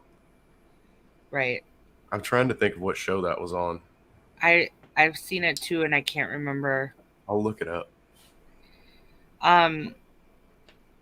The one that gets me that it blows my mind. There's no other reasonable conclusion than some sort of alien technology is Petra. I cannot wrap my head around how that entire city was built into the side of a mountain or whatever. Oh yeah, we talked about that a couple of episodes ago. And I was watching, it probably was Ancient Aliens, but they had this guy on there and he was like an engineer, and he's like, it would have taken a million men a million years to carve that so intricately and so deep. There's no way. I'm not saying it was extraterrestrials, but It's true, because if you look at like India with their giant stone monuments and stuff, those literally take a couple of generations to finish. right. I'm trying to pull up the pictures because I've got them here somewhere. What's Melissa asking me about my battery? The battery that you had your dream of. Melissa, I think about that thing every day. That's probably why I've never forgot it. I've came to that conclusion. I always tell you, Chad, I'll tell you, like, that's like it happened yesterday. That doesn't go away. Do I think tell. it's because I think about that damn battery every day. Oh yeah, tell her about it. She's Was it like, I didn't see Oh. that. I do the astral projection thing, okay? Mm-hmm. And it took a long time for it to actually happen. And then once it started happening, something else happened. Like it wasn't like astral projection. It was like I was somewhere else instantly. And I'm standing on a rail in a very big building, and there's two people above me. They're actually on a platform above me. But they have the same rail in front of them, but their platform's big. There's like people and stuff behind them. I'm on a rail that's just big enough to walk on, like 4 feet wide, big enough for two people to pass on. And I'm in a hangar type building. I can see out of it, but the exit is so far away and it's really big. I remember thinking, man, you can land planes coming in this thing. It's that big. And it's so far away that there's people all in there working. And I remember thinking, like, I wanted to yell and be like, hey, and I was thinking no one would even hear me from here. They were that far away. Wow. And this is in one building. So I'm on this rail. I have this frame in front of me, and it's shaped like a Fabergé egg, but it's just a frame, so it's flat. like a flat shape of an egg, and they're having me put these cells from this tray that's next to me. It's almost like just a cart, a metal cart, but it's filled up with these cells, and the cells are shaped like dragon scales almost. And I'm picking these cells up and I'm putting them on this frame, and then that's where I pop in at. Okay, so and as I'm popping in, I've only got a few on there, and I know where they go. I'm picking them up, and when I set them on there, they're blue like the blue of your Bluetooth blue symbol on your phone when that little light's flashing. Mm-hmm. It's blue like that. And when I pick them up, I had this feeling like whatever was in there would hurt me. All right, and they're heavy. They're really heavy. And when I set them down and I set them next to the other battery that's already on the frame, they just click in, almost like they're magnetic, stuck. They snap together. That blue light that's in there, you can see it when you're picking it up. You can tell this stuff is moving in that battery. Okay, and it's just pretty freaky. And when I click them on, that blue stuff that's moving in there, it goes with the rest of the batteries now. It's like they all go in unison once they're clicked in that frame. So now, Sonny, I got 2 questions. Oh, sorry. Keep going. okay. So now I keep clicking them in, but I'm getting the feeling that why am I clicking these in there now? Now I know that I'm somewhere that I've never been. Once I've got a few of these in there, I start realizing what's going on, in other words. So now I think to myself, where the hell does this go? And I didn't say it, I thought it. And these 2 guys up above me, I knew they were there, but the guy tells me, you know where it goes. You just put like 7 or 8 of them on there. Just finish the battery, and I told him, I turn around and I look up to talk to him, and I say, no, I know where it goes, but I want to know what it's for. There's 2 people in white lab coats. One is a guy that looks like he's not even 6 feet tall. He's kind of tall, but not really, really tall. The thing standing next to him is really tall, and it's dressed just like him, has the same lab coat on. I can't see its face. Like, I can think to right now, I can see its skin, but I cannot see this thing's face. I can't tell you guys what it looks like. I just know it's bigger, and it wasn't human because I can see its hands. And then I'm talking to the guy next to him in the coat, the human, the guy that I'm seeing, and I tell him that's the guy I'm telling. I look back and I'm telling him, I know where it goes. I want to know what this is for. Then as I turn around, I grab it and I start snapping the next one in, and I hear, basically that's what it's for. They go right next to each other. And then I turn around and say, I know where they go. I want to know what this whole thing's for. When I'm done, where does this go? The thing next to him tells me without moving his mouth. He says, just finish the battery. That's all I get from that thing. Is just finish the battery. And I tell him I'm going to finish it, but I would like to know what it's for. I want to know what it does. I want to know what this thing is going to power when I'm done. And every time I ask these questions, this thing is like getting mad basically and telling me, no, just finish the battery. That's kind of the attitude I'm getting towards the end. And I keep asking questions about like where it's going to go. What he finally told me was, when I was done with this one battery that I'm putting together, the cells are kind of shaped like the cells I'm putting on are shaped like the frame that they're going on. It looks like a Fabergé egg, but it's flat at the bottom. And they tell me when I'm done with that, that's going to snap. That whole frame is going to snap into another piece of the battery. So basically, I was just making a cell out of a whole bunch of little cells. And man, I've never drawn anything, guys. When I wake up from having those OBE experiences, but I instantly grabbed a pen and drew this when I woke up. I was half asleep.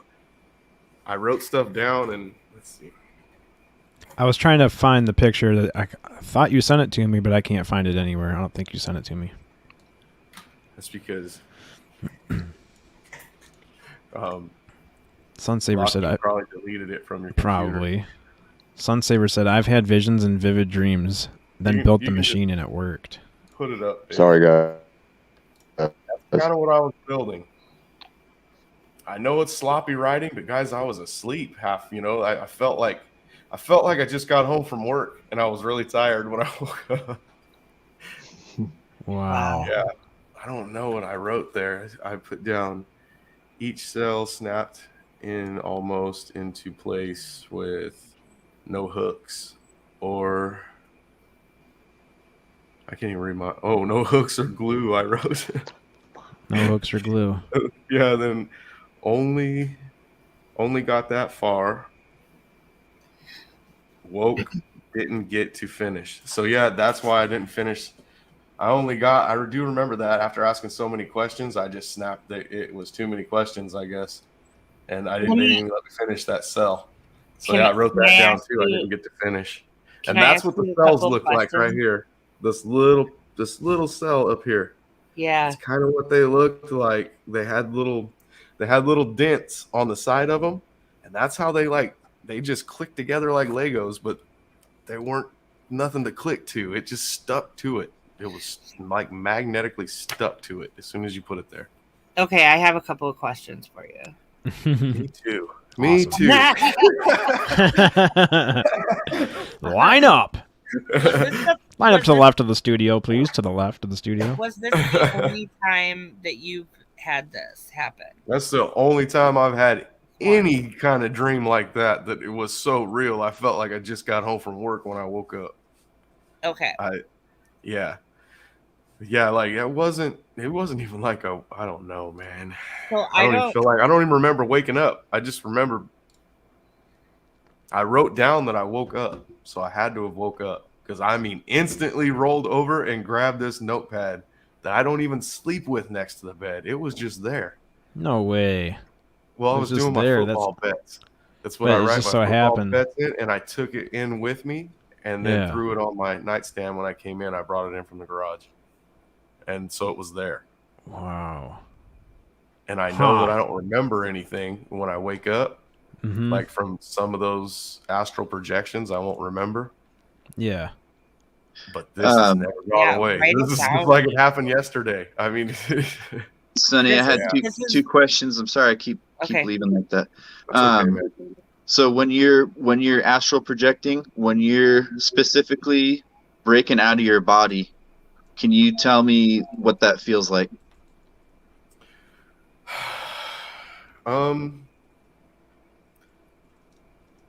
Almost like you get this sensation like you're gonna float, but maybe I'd say because I'm laying flat usually when I do it, and you feel like you're gonna float, like I said, that your body gets lighter maybe.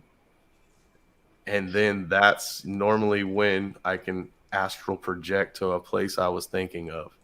Because usually when I attempt it, I get to a point where I feel like this like vibrating electricity, and then I literally hear like muffled explosions in my ear. I know that sounds weird, but it's the same thing every time, and I can't get past that point. It's like it's not scary, but it just jolts me awake. Yep. Yeah, that's how that happened. When it first happens, I started listening to some of the stuff on YouTube.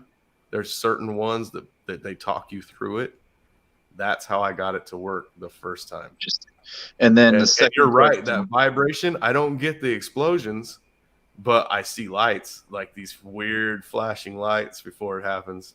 And second question, I heard this from Preston Dennett. Have you ever tried like projecting to like the bathroom and then move like a comb or a brush or something, like move an object? I start for the roof of my house. That's where I try to go to first. And then, yeah, I know once I get on the roof, then that's when I kind of just appear to where I'm thinking. So I said astral projection was way different to me than what happened in that dream that was totally different. I didn't. That's when I started looking up. What's the other one called? That's like a certain place you focus and go there.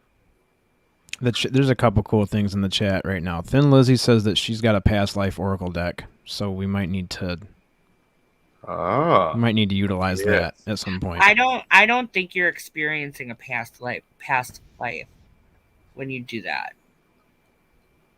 I think UFO Garage, Ben and Joe, they told that story to Melinda Leslie. I do believe that's who they said they told it to, and she told them to tell me to never forget that dream. I've been thinking about asking her to be on the show, Chad, so I can ask her about that dream. Yeah. That sounds like either an alternate reality type thing, like another dimension, or this is going to sound crazy, or your future self in another life in the future, or when you leave here. That doesn't sound like a past life. That's such a cool concept to think about. It's like him in the future saying, like, you're going to need this. And that's crazy. I used to actually make batteries for automotive batteries and airplanes and stuff like that at a place called Seaberg's Battery just out of high school. That's what I used to do. Oh, wow. Nothing like the battery I was making in that thing I've never seen. Go ahead. Oh, I was going to say, I thought you were going to say that you like ended up fixing something in real life after the dream or something like that. That's what I've been waiting for. Penzer said, Sonny, I love this. Just in my experience, I don't hear a lot of men talk about their dreams. 95% of my friends are dudes, and this is why I like being in these places and communities. Yeah, we're pretty open around here. It was hard to learn to share that too, guys. It was really embarrassing for me to talk about that at first on Ben and Joe's show. And then after doing so, it made me feel like, well, maybe people need to know, because that just didn't. I don't even like calling it a dream anymore. It was not like a dream. Yeah, I've had plenty of dreams. That sounds like you were literally astrally traveling somewhere else. Yeah. Cool. That's freaking cool. Melissa says, you go to the roof, Sonny, because that's where you saw the UFO. Oh, I go to the roof, Melissa, because when I was a kid, I had a recurring dream that I could fly. And all I had to do was make paper airplanes and hold them in my hands. And as long as I crawled up on the roof when I was a kid, I could jump off that roof and fly all around my neighborhood. So I don't know I felt it too. Like I was really flying. So I don't know if that was me astral projecting as a little kid and didn't realize what I was doing. But for me, when I astral projected and tried the first forever times, 3 months, that was my objective, was to get that feeling of flying again. So I always go to the roof. It would be super cool to try moving a physical object. Yes. Mm-hmm. That's another thing. But it's like once you get in there, it's so exciting, I imagine. You'll think about that kind of shit. Yeah. Kids have experiences because they are open. They don't have blocks. They're just open. Like my son used to see spirit all the time. Like he would tell me, he was like 3 and he's like, so my friend was here and we all think, oh, imaginary friend. And he's like, yeah, he was 5. He died in a fire. His name is Jack. That's not good. And he was telling me about this, and then he told me his entire family's name, where they lived, all this stuff. I went to the library and I researched the land, and there was actually a family with as many kids as they said. It didn't have names in it or anything, but it was on that land, and they had a farm that burnt down in like 1940s or something in that area. So like kids have that, like they see it, they experience it, they just block it out. Like he blocks it. He's seen my grandfather that passed away before I was even born. I believe he saw Mother Mary, because he used to see a lady in blue all the time. So yeah, he's 22 now, and he doesn't. It started to scare him as he got older, like 15, and I was like, it shouldn't scare you. You've been experiencing, but I think he saw something that was not okay, and yeah, Well- he locked himself. Well, like Chris has been shown 2 different futures. He's been shown Mhm. a negative future where it's like an apocalypse, but he's also been told this doesn't need to happen. Things can change, and what I'm showing you doesn't actually need to happen if things go the right way. And that's why things are happening the way that they're happening right now. Makes sense. Do you think it's working in your opinion? Gotta step away for a minute. Go ahead, Sonny. Yes and no. Yes, because more people. When I say this, a lot of people take it as, I'm bashing religion or something, which I have my own opinion on religion. Yeah, But I think a lot of us probably do. I don't know. Anyway, more people are finding that spiritual side. More people are having their awakening. More people are getting in tune with themselves. And I keep telling people, you got to get right with yourself, because the sooner you get right with yourself and you start meditating and you start doing more for yourself spiritually, the more open you're going to be, right? Mm-hmm. This is why people are having this awakening, because the only way that we're going to be able to get past all the crap that's going on in the world is if we look at it from another way. Don't you just want to grab all these people that aren't awake and just shake them by the shoulders and say, "Get your shit together"? Kind of, but at the same time, it goes back to free will. They have to really have their own experience and be willing to open up to it. I feel like we've obviously been steered into the opposite direction, you know? Mm-hmm. Yeah. Yeah, there's definitely people that you can tell are so far from it. They're stuck in their phones, or they're stuck in a reality TV show they can't walk away from or whatever. And then there's people like us that we're not even thinking about that kind of stuff. We're spending our entire day thinking about this, making Truly. podcasts and Truly. All day. like I can't even tell you like how many times I've sat here and just thought, like, if I could open up people to open up their minds, to get out of that box, more and more people would see that none of this shit matters. None of this, whatever.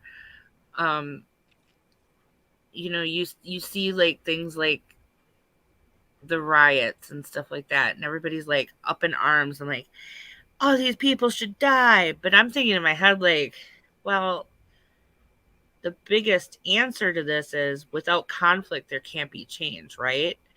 So what do they change? They change some of the laws with the police and things like that. Like, they're putting cops in jail. They're making them accountable. They're doing this. Why? Because people were rioting and they got tired of it. So how do we stop this? It's the same for any scenario.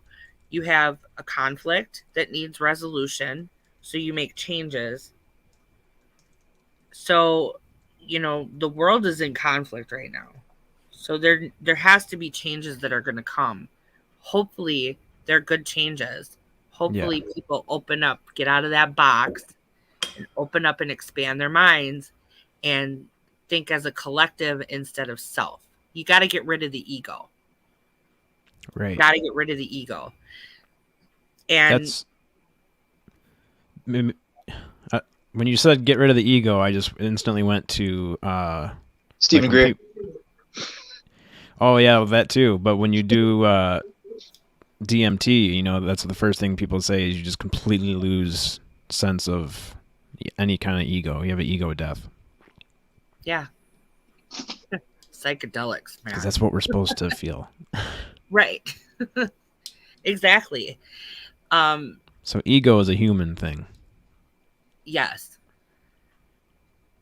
Makes sense. Absolutely. You know, and then you got to start looking at your karma, and you got to start looking at, you know, do I have karma debt? Am I doing the right thing as a person? Yeah. If you look at something and say, well, I don't feel really good about that, that might be karmic debt. You know, you don't want that to go to your next life, because then you're going to start your next life with karmic debt. What So, if this life get right is with karmic debt? Probably is. That's how I honestly feel. I've I'm heard not that even before. joking. Probably is. You probably do have karmic debt. If you have conflict with, like, say there's a person in your life right now, in this life, that as much as you try, right, you cannot, like, just the thought of them makes you want to throw up, right? Like, you just can't be around them. They're like, you see them as sinister or evil or something when they're not. You just see them as that. There was probably another lifetime where they did something karmically to you and you can't get over it, but they have to fix that with themselves. So, you know, something like that, or vice versa.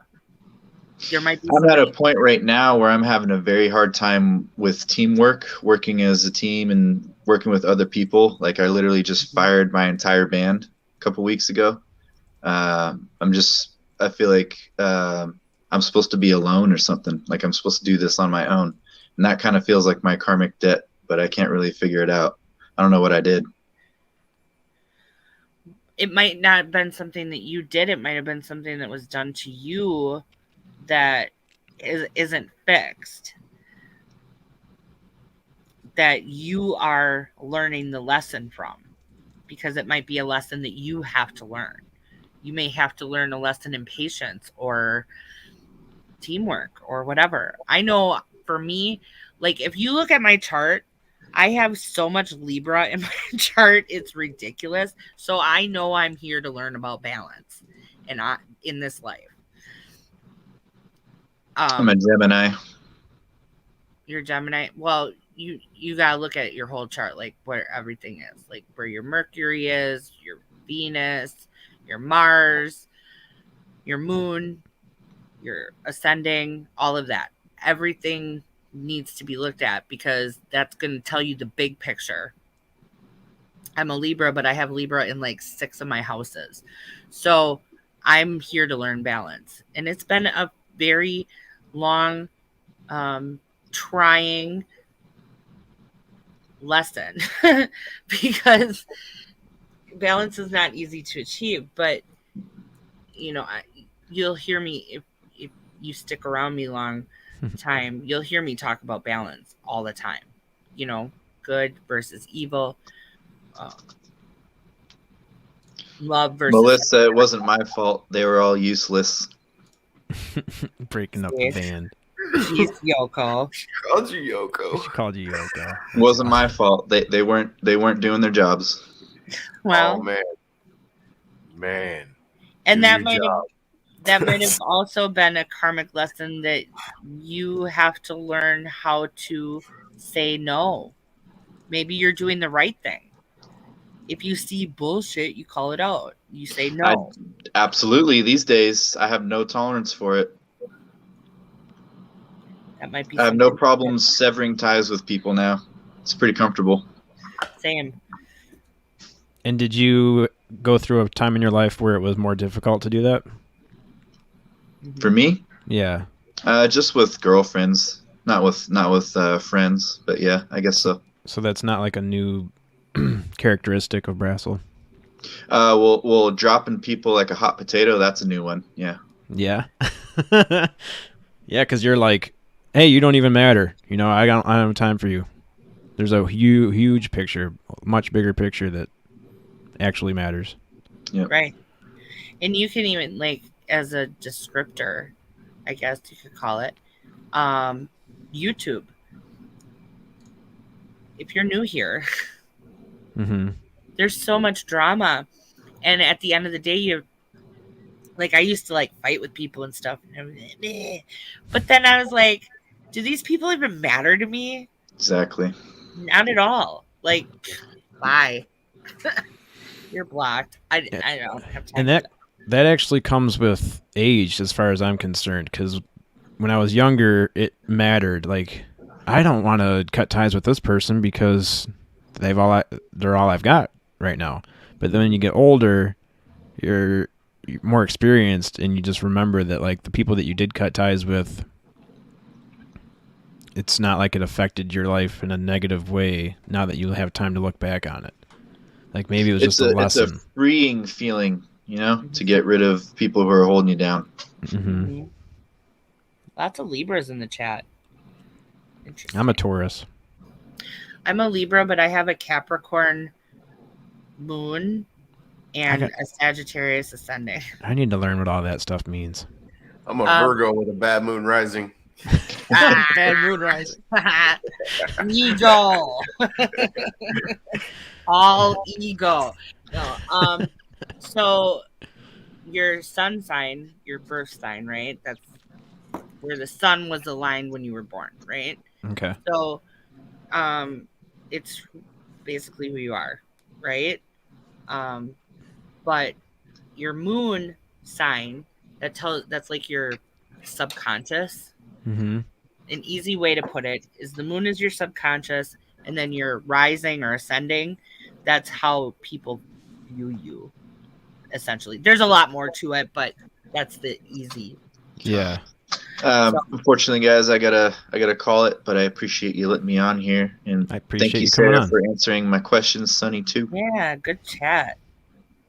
Good you stuff, always man. We like it when you drop in. Absolutely. Yeah. I try to when I can. You always come with some pretty cool questions that make you think. Oh yeah. Appreciate that. I'll have Chad set up your music for the intro tomorrow on Chop Shop. Also, Chop Shop. I'll have you bring us Yeah, in. give me a couple weeks. I'll cook one up for you. Thank you, Awesome, man. You're I'm excited awesome, for that. dude.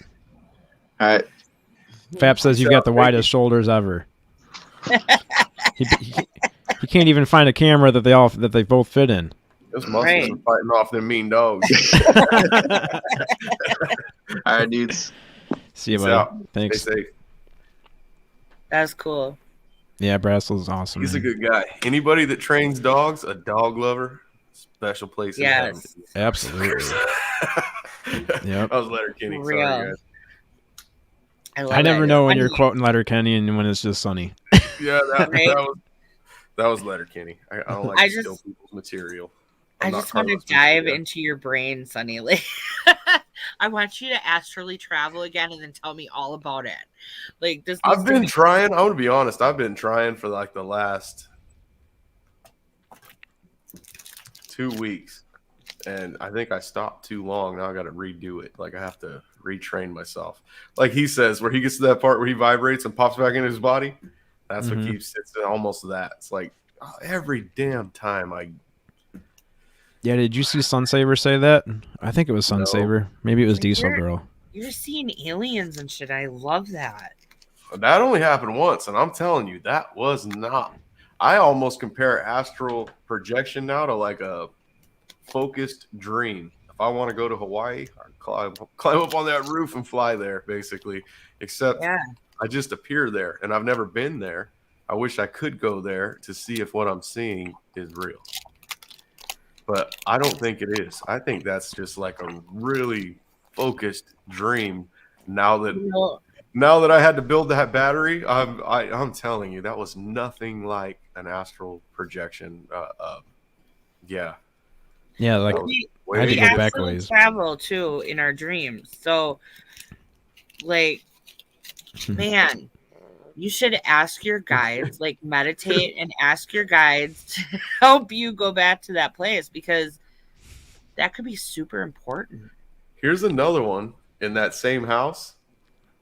I woke up screaming in my bed like and like that, okay? And I rolled out of the bed into the floor because my ankle hurt so bad that I didn't know what was going on. Like I was in that much pain. Really? And I woke up, rolled into the floor onto my knees, and my wife goes, "What the fuck are you doing?" You know, she woke her up, and I told her, I don't know what happened. My ankle hurts real bad. And I stood up and looked at it. It was all swollen, fucked up looking. And I told her, shit, I'm going to the hospital. So I jumped in my truck and drove myself to the hospital. It was my throttle foot too. And I got there. The doctor was laughing. He did x-rays and shit. And he came in and he goes, "Man, your wife miseried your ass." And I was like, "What?" And he said, "Your wife broke your ankle in your sleep." Wow. And we're laughing and making fun about it, right? But yeah, we joked about it. And then someone told me not too long ago, they told me, "Dude, you were abducted." And I said, "What?" They said, "Yeah, you were abducted. And when they dropped you, they dropped you from the craft and you broke your ankle. And then they put you back in bed." What if you were fighting him or something? I think I was fighting in my sleep and broke my own ankle. I think I dropped the heel But on myself. what if you were abducted and you were like fighting them and they were like, "Screw this, take him back." This Yeah, guy's you wouldn't want that. hard-headed. Right. Yeah, so I mean- just wake up in that house with a broken ankle in bed. And we still don't know how it happened. I just had a broken ankle. That is insane. That I'm just saying. I'm not saying it was extraterrestrials, but And then Yeah, 2 weeks correct. later, I broke the other one. I had 2 casts on my feet at the same time. But not in bed. I actually broke the other one getting out of the truck because I was favoring my other ankle so much with a cast. Yep. Man, Jumped out in a hole. I don't even know Broke where the to other go with that. I cracked the other You're one, like- actually. Cracked the other one and it I broke. think me and Sarah are both just like, mm-hmm. you But woke the up in first one, bed. I woke up in bed like that. I know how the second one happened. The first one, though, we don't know how it happened. I just woke up in bed with a broken ankle. And my wife still swears she was asleep the whole time. What was it, Jeez. aliens? Oh, no, Sonny's not a Taurus. Virgo. Melissa. Eagle. A Virgo. That's all with I hear bad when moon I rising. hear Virgo. Eagle. Eagle. Eagle. I don't even know what the ego is. Then Lizzie's going to come on with us. She just has to feed her cats. Sweet. I want to see this deck. Then Lizzie, come on, bring that deck. Yep, I love the past life stuff. I told Chad, I tell people sometimes that might be true because there's no way that I can know how to do all the shit I know how to do and Right? not have lived longer than what I have. Me and Spooky were talking about you last night. I can fix anything that breaks, I will fix it. Except for your ankle. Diesel Girl says Fix nothing. myself up, but I Nothing can't. says slow down like 2 broken ankles. Man, you should. I was a biker back then too, so Yeah. the Fresno Fair was coming up, and ain't no way you're putting me in a wheelchair. And so my buddies got me this, got me some parts for one of those trike. Man, what are they called? Like a hover round, you know, the things the old people ride, the little 3-wheel trikes. We put 8 hangers on it, and it had 2 big old batteries. We put 24 volts to it, so it would be fast, and it had little wheelie bars on it. That's what I actually had to ride around in the fair. And it was set up like a Harley. It had big ass 8 fingers with the Harley lights, and so them broken ankles I still got around. It only took a couple months. It wasn't too long. Sweet. That's crazy, man. It is crazy. 2 broken ankles. One of And them. one that was just like out Yeah. of I nowhere. woke up like that. I was One kinda in bed. nuts. I woke up screaming. It hurt. It hurt. That is so bizarre, man. I mean, how many? I don't even know what. What did the doctors say? Did you go to the hospital? He just said my wife broke my ankle in my sleep. That's what we were joking about it. She kicked my ass in my sleep. She miseried me. There's a movie called Misery where a lady puts a 2x4 between this guy's ankles, and he's tied to it's a 4x4 actually. And Oh he no. gets a sledgehammer and Oh, fucking no. smacks each side of his ankles with the sledgehammer. That's what the doctor was saying my wife did to me in my sleep. She miseried me in my sleep. That's a great movie. Yeah, that was. I can't even watch that part of that movie. I cannot even imagine. That's like when somebody says curb stomp. I can't even picture that in my head without cringing. Well, Chad, if you haven't seen it, the guy's a famous author, gets in a car wreck. She finds him, and she's some whacked out fan, and drags him in the house, gets him better. The bastard gets to where he can walk around. His ankles are healing, and she re-breaks him, so he can't Wow. leave. Oh, it's He horrible, puts a big man. slab of wood in between his ankles and ties them and just hits him with a sledgehammer. Look Mhm. like Tiger Woods swinging that sledgehammer, too. Mhm. Pinzer says that's Stephen King. Is that a Stephen King movie? Yep. That is Stephen Yes, it Oh, King. okay. It's got And Kathy Bates is the crazy lady. That Oh, was her no debut. way. Yeah. yeah. Oh, I might have to watch that. And Kathy James Bates is- Caan. She's awesome. Yeah, James Caan. He's the guy. He's the writer. Yeah, who's the guy, the little guy that plays? It's not James Caan, is it? No, Yeah. not the Paul? guy she's got tied up and breaks his legs. Yeah. Huh. Wait, what are we talking? What happened? Well, I was trying to remember who the writer was. She said it was James Caan. No, Oh. no. The lead character. Yeah. James Caan. I thought it was that little short dude that reminds me of Paul Newman. Let me just go to Google. I'm I don't pretty sure remember. It's been a long time since I've seen that movie. It came out in 1990, 89, Yeah, 90. 90. It was. Before Chad was. Oh, no, he was born then. I was a year old. He was born the year before. I was born in '89. Directed Thanks, by Rob Paradox. Reiner. What's that? Paradox said, Sarah freaks me out. Her voice is just like my ex-wife's. But I love Sarah though. James Caan, Kathy Bates, Francis Stern, and something, Richard Farnsworth, and Mhm. Lauren Bacall. Lauren Bacall, that's right. Directed by Rob Reiner. Huh. Good stuff. I need to watch that. Stephen I'll- King is a genius. Yeah, Yeah. his number is pretty big for books, Hmm isn't it? Like how many books he's written? Oh, God. Book list. What are we up to there, Stephen King? What are we up to? 50 million. 2. I wrote 11 books. 300. Oh, said 350 million. His books have sold more than 350 million copies. He's up to 63 novels. He's barely catching up with Jim Goodall. Jim Goodall. That man can write some books. I told him that we're family. 29th, Oh. 29th book is coming out. Is it already out, Chad? Jim Goodall's new book? It's not done yet, is it? He couldn't have finished it already. Let me look. Yes, The Outsider. Nimitz class aircraft carriers. 29th? I don't know. It just came out in 2020, so I'm assuming that's the one you're talking about. Nope. He's writing Oh. one right now. Oh, okay. Yeah, that's when January 1st, 20. Oh, I'm sorry, 2010.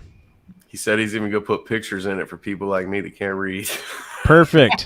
That's what I need. I'm a picture person. I Me gotta. too. I gotta bet see his some book's pictures. gonna be so damn cool. I've seen. He's just sent me pictures and stuff, and they're cool. So I can imagine what's in his books. I told him I want that one book, the SR-71 Blackbird. I bet that's a good one. He said it's a 5.5 pound book. I'm like, I don't care. I'll pay the Jesus. shipping. I just want it. Hey, what's up, Bigfoot? Anan? Not Anon. Hmm. He made fun of me for saying it the wrong way. So have you ever had any weird experiences in the woods at all? I have. I have. That's the thing is I haven't. I haven't, and I've been in the woods a lot because I used to go 4-wheeling like on a weekly basis. We got to get you woke. I guess so. Walk around in the woods. I walk around in the woods with a bow, and when I leave camp, I don't come back. I leave at sunup, and then I come back at dark. So I'm out there all day. Okay, you want to hear my weirdest story in the woods? Yep. Yes. I'm not going to say that it was Bigfoot, but I'm almost positive because I didn't see it. So, right outside of town here, I live in Wisconsin. I live like 30 miles from the Kettle Moraine Forest, the Ice Age Trail, all that. We have little patches of woods everywhere, right? So there's this one Ice Age Trail area. It's called Hobbs Woods, and it's a smaller patch, but it's got a creek that runs through it, a pretty big one, and so there's 2 different trails. You can go on the lower trail that is by the creek, where it's rougher and you have to like walk through the creek in some parts and stuff like that, or the top one, which is more landscaped, I guess you could call it. So I was there. I was by myself. And I was trying to go live on YouTube. Oh, is that Hobbs? Mm-hmm. Ice Age Trail. Oh, that's the Ice Age Trail. Yeah. Hobbs has trails like that too on the upper level. So I went by myself because I do that. I like to go out in the woods and just be in nature and ground myself and stuff. I tried to go live on YouTube just to show how beautiful it is there because it's really beautiful. And I go rock collecting with the river rocks and stuff like that. And I've done live streams there before. I'd never had an issue. For some reason today, the energy was just different. I was the only one there, which is not normal. I couldn't get my phone to work. I couldn't get StreamYards to stay on. I couldn't, and it's not even that far out of town. It's like maybe 2-3 miles out of town. So that doesn't make, whatever. Mm-hmm.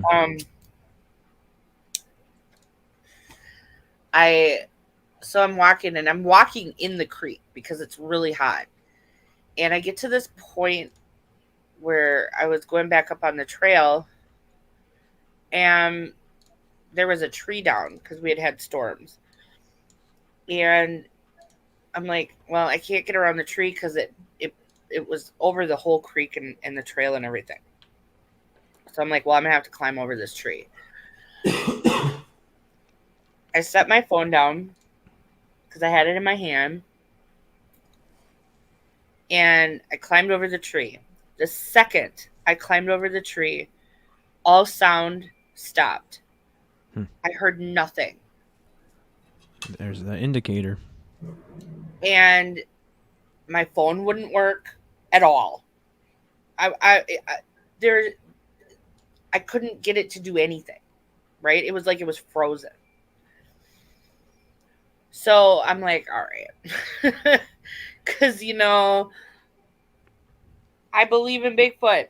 And I know the indicators. And I know whatever. And I felt like I was being watched. I didn't smell anything awkward or anything like that. But when I say it was silent, you couldn't even hear the stream from the creek. Oh, weird. Anything. But the stream was still moving? Like things were still in motion? Mm-hmm. Huh. I mean, there were bugs around me and everything, and I couldn't hear them, and I couldn't hear the trees. I couldn't hear anything. I'm like, what the fuck? So I'm like, you know what? I'm just going to keep walking. I'm just going to talk out loud. Mm-hmm. That's what I started to do. I'm just like, thank you for letting me be here. I'm not here to harm anybody or do anything disrespectful to the land or anything like that. And I just kept walking. And I still felt like I was being watched. And I heard, like, tree clacking, you know. I was like, all right, cool. I just kept going. So I got, because this was only about halfway through. So in order to get out, I would have had to climb up like a pretty steep hill. Like I said, I was on the bottom, so it's a pretty rough trail. So I'm climbing up. So then I get to the top and I stop because it was hot, and I was like, okay, I need to stop and take a break and drink some water. And I still felt like I was being watched. So I sat down on this bench for a little bit, and I'm just talking to myself out loud and everything, and I'm like, whatever. So then I got up because I was almost to the trail end. And as I was getting up and turning to walk back to my car, out of the corner of my eye, I saw this rock. And it was like at least the size of a softball, maybe like a cantaloupe. You know what I mean? A muskmelon, cantaloupe size rock. Jeez. Fly. It wasn't coming at me. It was like behind me, like, hey, I'm here. You know what I'm saying? It flew out of nowhere, out of thin air, and flew across, like, it flew far. It was like 30, 40 feet, and it hit another rock, like dead on. And I'm like, okay, you're here. That's a big And rock. And I turned around and I just walked. Like, nobody was there. I was the only person there, and I got rocks flying through the air, hitting other rocks. Like, oh yeah, that it was weird. It was like I stepped into another dimension or something, and like everything was different. Then when I got back to my car, like the sounds came back and everything. I didn't hear anything that whole entire time except for the trees clacking and that rock. That is it. Wow. It was bizarre. Yeah. Bigfoot Rob had rocks thrown at him too, but I don't think he said he had one that large thrown at him. It wasn't thrown at me. It was like, I think it was like more like, hey, I'm here. Just to let you know. Yeah. Well, and I was talking about this last night. I think that when people experience Bigfoot, a lot of times they'll say like, oh, they were like, when they see them, they'll be like, oh, they were like 7 feet tall or whatever. I don't think that those are the grown ones. Kitty. I think those are the juveniles, like the teenage ones, maybe older kid, teenage, maybe even young adult, because they're curious. So they're like, oh, look, it's like a naked version, a little tiny naked version of us. Yeah. So they're curious, and they got to learn about us some way because their elders know about us. You know what I mean? But, people are like, oh, well, the one I saw was like 12 feet tall. That one I would consider an adult. You know what I mean? Mm-hmm. So my theory is like we're seeing these juveniles that are like curious about us and stuff, and they want us to know that they're there and they're playful and whatever, but I don't know. I wonder if it's almost like a field trip for them. Like they get brought here to learn lessons. Right. Agreed. Hi, Thin Lizzie. Hey, I know when I have to figure out how to use this, and I had it plugged in, and I was like, why can't I hear anything? Oh, no. I'll figure it out later. I can like help your you with that kitty. if you need some help. I said I like your kitty. Oh, thank you. Yeah, he was around. He's not he's not affectionate like my other one. So that was a lot of petting for him. But I manifested him. I wanted a Norwegian forest cat that was gray. And he's gray and white, and he's a Norwegian forest cat. So Aww. yeah, we saved him in Minneapolis. We were riding our bikes, and then we went through an alleyway, and I was stubborn because I wanted to put on my gloves, and my husband's like, come on. I'm like, no, I'll do it here. And then I heard a cat crying, and then there was a couch near us, and then it was coming from that. So he was like 3 weeks old when we found him, and he was under like the netting part of the couch, so he was trapped in there. Cats So- love going in there. I've Yeah. had cats that go in there too. Yeah. So I manifested him. 3 days later, found that little shit nugget. They are little. shit. Pinzer, I relate so much to this comment you just left here. He said that, or I don't know if it's a he or she. It's a she. She? Okay. She says, dude, since I've been going to SOR, which is Spaced Out Radio, literally 2 days, I've been having more synchronicity than I've had in a long time. Like 40 different things, no joke, carried over here too. Yeah, same. That's exactly what happened to me when I started watching Spaced Out Radio and UFO Garage and looking more into it. I just started seeing more numbers. Like I see 111 probably at least once or twice a day. Messages. Sometimes it's a 4, sometimes it's a 7.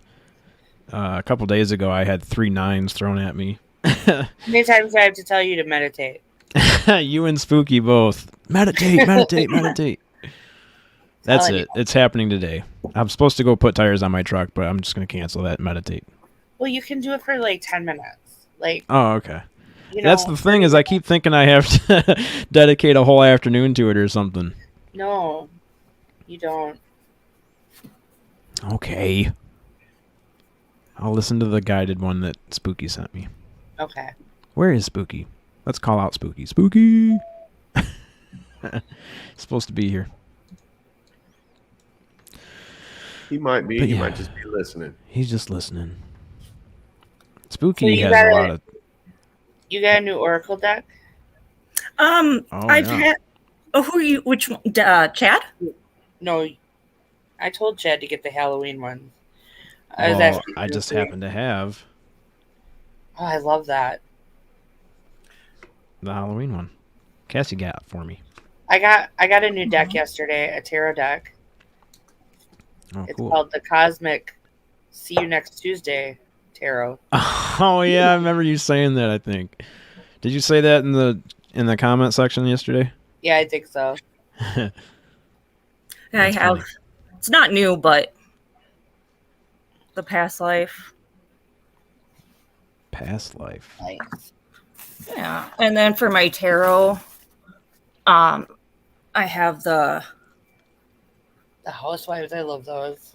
Yeah, I love this one. So, and they say it's like, oh, you should be given your first deck, but it's like I was at a metaphysical shop in Minneapolis, and like I was drawn to it, and it's like I don't listen to those rules. Here's the rule for tarot: there are no rules. Yeah, There's no rules. Is tarot like a more advanced version of Oracle decks? No, they're different. They're just different. They're just different. See, with Oracle decks, like each person that makes the Oracle decks has their own messages they want to reiterate and different pictures and messages and things like that. With tarot, it's more like a deck of cards. You have your major arcana cards, and then you have your minor arcana cards, which are like the clubs and the pentacles and the cups and the swords, and they're all the same. So you get a 2 of swords, a 3 of swords, and on and on. And then the major arcana are like the star, the hierophant, all of those. But they all have the same meanings, technically. Sometimes people like me, we do like intuition-based readings. But sometimes I go by the book on what they mean. But yeah, tarot always has the same meanings, essentially, for each card in each deck. And oracles are always different. Okay. That's why when they say you got card number 14, because I've never seen that on Oracle decks where it's got like a card of them- number. Yeah, some of them are numbered. I got my So- Disney villains one too yesterday. Tarot. Ooh, That's cool. Hmm. Sounds cool. But I have the Black Wizard. zombie deck that was made by the same people that made the Housewives deck. Oh, yeah, that's what it'll Yeah. looks of. Well, and then it's like a little recipe box. I don't know. I think it's Yeah. really cute. Yeah, that is pretty cool. I think it's cute. I'm gonna put Cool. you up here like that. There you go. So what can you do with those? You wanna break them in, or I can the past life one. that would be Yeah. really cool. Yeah. Very interested. Yeah, I'm just so drawn to past life stuff that like it's just so fascinating to me. Yeah, we had Barbara Jean Lindsay on here a Mhm. couple weeks ago, and she gave me like a past life reading. It was really cool. What did she say? Anything interesting She or resonate said with that you? she saw me in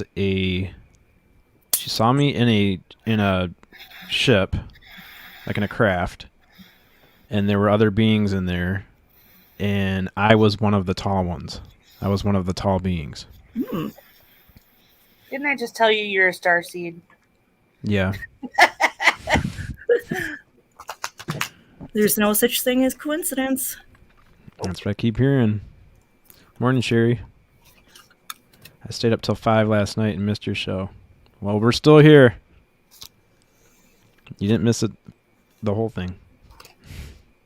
And you can check out our free archives at youtube.com/Chad Smith Podcast. Eddie says that's a big fatty.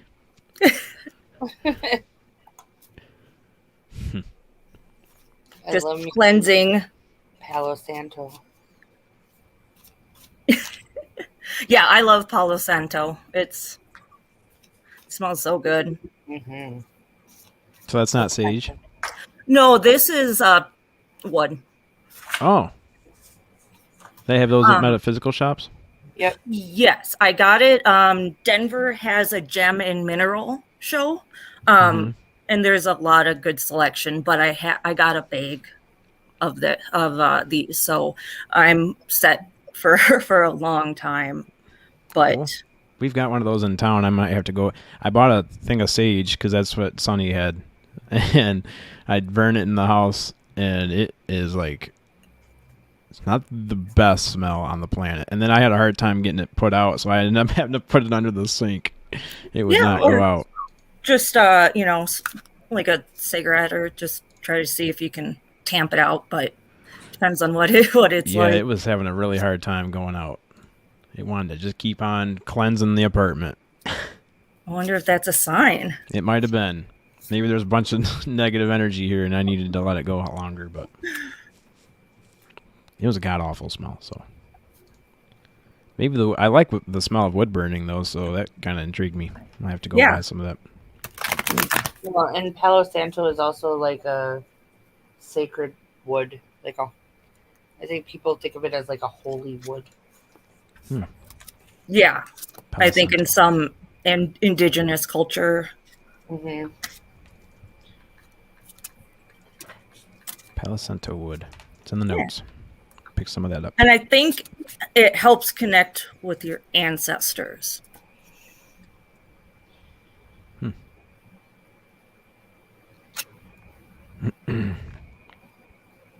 Yeah, it literally means holy wood in Spanish.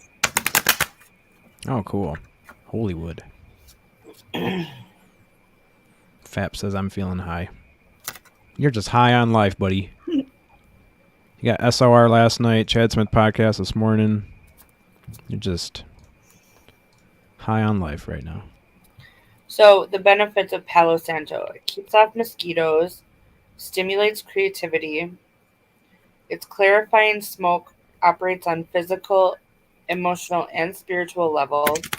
Eliminates negative energy, creates a relaxing atmosphere, prepares your mind for meditation, cleanses and purifies your space, and spreads a lovely smell. Excellent.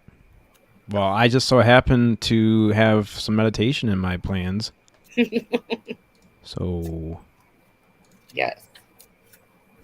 what's up, Josh? Is it going to work without video? Oh, you're muted, buddy. I can't unmute you because you muted yourself, I think. Oh, there you go. Well, it lets me on mute. Hey, there you go. We can hear you now. Oh, can you hear me? Mm-hmm. Yeah, man. Yep, we got you now. There might be a delay. Delay. But yeah, there's a delay. We hear you though. Does anyone want me to pull a card for them? I'll go. I was gonna let Sonny go. Yeah. Sure. That pretty face in that picture, me. How's everything going? It's going good, man. There's like a 30-second delay, but that's all right. We'll pretend like you're on Mars.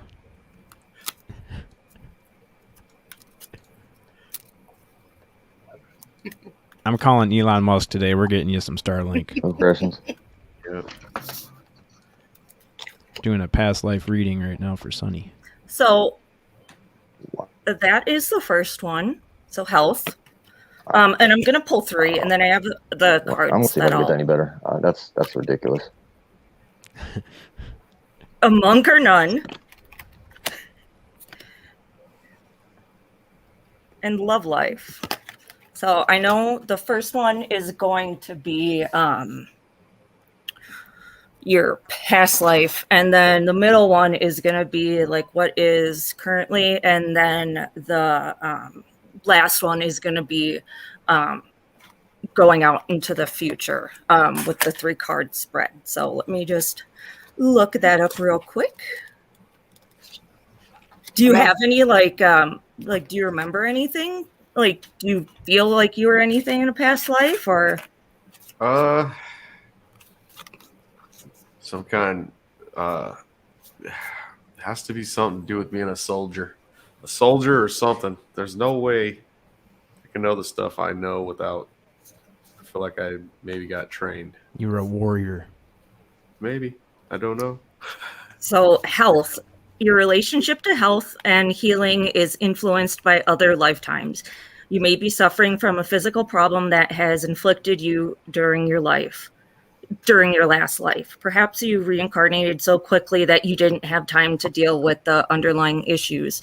Your physical health has caused you hardship, yet it has also taught you a deeper level of compassion than you could have learned in a healthy body. You've also developed healing skills that can benefit others. In fact, you may already know that you're a healer. This knowledge was acquired in previous lifetimes when you performed healings for others. Back then, your earthly needs were likely taken care of by the community.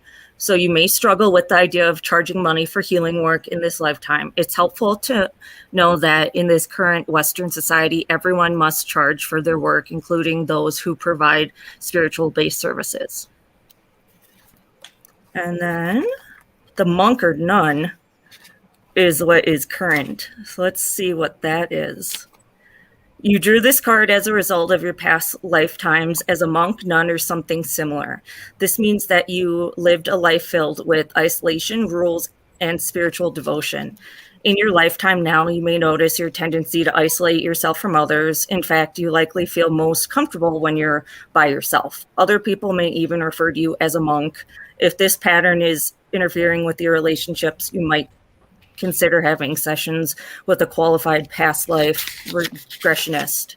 In addition, you have taken vows as a monk or nun that may be interfering with your relationships, career, and more. Unless these vows are severed, they carry forward through time. So for instance, if you took a vow of poverty, you may be struggling today with financial insecurity. Other past life vows could be connected to chastity, which can impact your present romantic life, or self-denial, which causes you to feel underserving or fearful of abundance. Often it's enough simply to consciously bring the memories of these vows to the surface in order to release them. Then it's just a matter of clarity or clearly serving them in all directions of time. You can do so by simply saying the following: I hereby sever and release any vows that are self-destructive in all directions of time for everyone involved. And then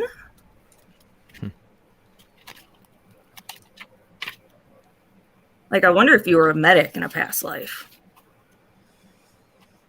Well, I have a strange nick for I stitch myself up. I can do it without hurting myself. I have scars I can show you guys. That's Probably like my husband and my old roommate. You go in I the actually garage do my own stitches now, and I have a niche. I'm pretty good at making medicine. I can make medicine out of plants. I can make Novocaine. I can make anything you can think of. Just Almost. saying. Cool. Yep. And the last one is love life. This card comes to you as an indication that your love life is affected by one or more previous lifetimes. Most likely you had a painful experience back then that has caused you to be overly cautious in such cases. Working on yourself can help you reopen your beautiful, loving heart in that way. You can love and be loved again. It's also likely that this card comes to you as validation that the man or woman you're romantically interested in was also a prominent person in your past life. This individual may not necessarily have been a romantic partner at that time, but your inclination to connect romantically in this life is definitely part of a greater plan. So Me that's and my kind of wife like, have been like me the and my movie. wife have been together for 28 years. That's, I mean, that could be confirmation. Yeah. I know I had a past life tarot reading once, and then I went in with my husband. We had separate readings, and then he told us that we were in a past life together, and he, I think, said like he might have killed me in a past life. So like, but the tarot reader also said that like my husband had to do work that he didn't agree with, and he had to hurt people. You know, he didn't have a choice. Like he had to do what he was told. And so I always just say, I'm like, oh, it's payback for, like, if I say anything, I'm like, it's payback for the other lifetime. That was really cool, Sonny. Did it resonate with you? Yeah, dude. It really does. I also pulled some tarot cards on you, Sonny. Ooh, cool. So you got the Queen of Swords, the High Priestess, and the Ace of Swords. So the Ace of Swords, it represents like breakthroughs, which is funny because I'm like gonna push you. now that I know your story, I'm gonna push you. And the High Priestess represents like a Oh, Sarah, let me stop you 1 second. Hold on. Okay. I gotta tell Bree one more thing. Bree, you know the first one you read too Yeah. about my body could not have maybe healed from my last Yep. past life. I have a horseshoe kidney. My kidney's right here in my stomach, wow. Oh yeah. and it's been there my whole life. I hit it before a few times, almost died. Yeah, but yeah. So I do have a problem I've had my whole life. It's actually my doctors call me an alien. 'Cause they Oh can't my find gosh, dude, kidneys. that's so crazy. When they're looking at my back, they can't find my kidneys. They're up front. Even when I tell them that's where they're at, they tell me that's impossible. Your kidneys can't be there, and that's where they're at. And it's Some- horseshoe shaped. Yeah, yeah, they call it horseshoe kidneys because they grew together. Kidneys look like beans. Yeah. Okay. So when we're small, they're in our stomachs and they separate and they go to our backs. Mine actually grew together, so they call them a horseshoe kidney. So they couldn't Okay. separate. They're still I up there. wonder if you had like a traumatic blunt force trauma to that area in a past life. I've That's how had you it got- before. I Right. mean, in this life, I have. Right, but a lot of times people have scars or things like that happen if that's how they died in a past life. Mhm. Oh, Like, Sun or- Saber. Like trauma not a scar, patches but too. like a birthmark or something. yeah, I got 2 birthmarks. Where? I got a birthmark and a ghost birthmark just above it. You can barely see it. Matches it perfect. Right here. So that would. That I would be mean, like in the Kidneys general would- area that your kidneys would be if they were. Yeah. past if my life. kidneys were there and you were to shoot me here, it would go through my kidney. Yeah, where that birthmark is. Yeah. Yeah, Whoa. yeah. It's pretty big too. It's a good birthmark. Big old hole. Maybe I was stabbed there. Maybe. I'm I kidding. mean, or shot. I didn't, Or shot. I didn't mean to interrupt you, Sarah. It's just that Oh, popped that's in. I okay. figured I better tell her that too. I don't usually tell too many people about my kidney, but I figure since she read that, I better tell her. Yeah, that's Right. cool. I think it's So- all connected. Yeah. Fap. Are we freaking fap out or something? He says, I'm Yeah. out of here. The fuck? I'm out of here, I think. I'm out of here. I'm not really an alien fat. The doctors just think that. You are an alien. Trying to get my eyes to blink Okay. this way so I can really freak him out. It's okay because this reading is telling you you are. You need to look deeper into a situation. Okay. Now I got to hear yours, Sarah. What is your intuition telling you? This is what the high priestess says. You need to look deeper into a situation that you are questioning. And like I said, the Ace of Swords is a breakthrough card. So if you dig deeper, you'll probably have a breakthrough. But then you got the Queen of Swords, and she is clever and composed. You need to trust yourself, essentially. Like, you may feel like you have everything together internally, subconsciously. You're kind of like not trusting yourself to expand on whatever it is that you're holding back from. So you need to do that deeper digging and figure it out. But also with you, like when you're talking, for some reason, I'm getting like a Knights Templar vibe from you. That could be your warrior that you are thinking of. Look into that. Look, Dude, study. I've always been fascinated with the all-seeing eye. I actually have it out by my mailbox. It's on a telephone pole. I put it there. There's a triangle with an eye in the center. It's in reflective thumbtacks. They reflect. So if you drive by, you actually see a triangle. Oh, with an that's eye so in the center. cool. I'd slam on my I've brakes. always, my whole life, been attracted to that symbol. And I've never been, anything like that. I didn't even realize where it came from until I started watching Oak Island. I was going to say there's That's pretty amazing right there, Sarah, because that's like the symbol I use for. It's even on my credit cards. Yeah, look into the Templars. That's Maybe pretty even awesome. The Knights Hospital. I mean, they were soldiers.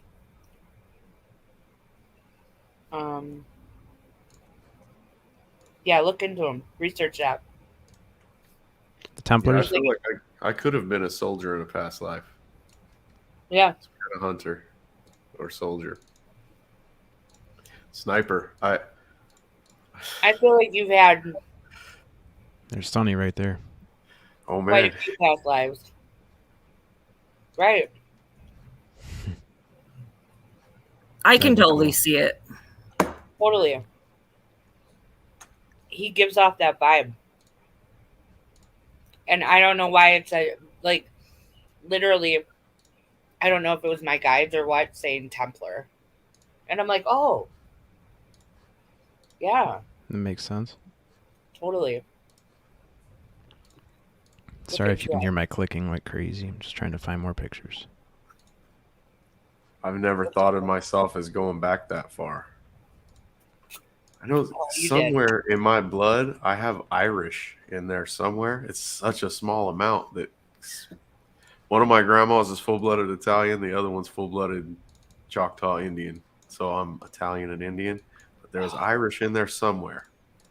And they said he's a lord. One of my great-grandfathers is a lord somewhere from Ireland. Well, That's as far as I know I go back.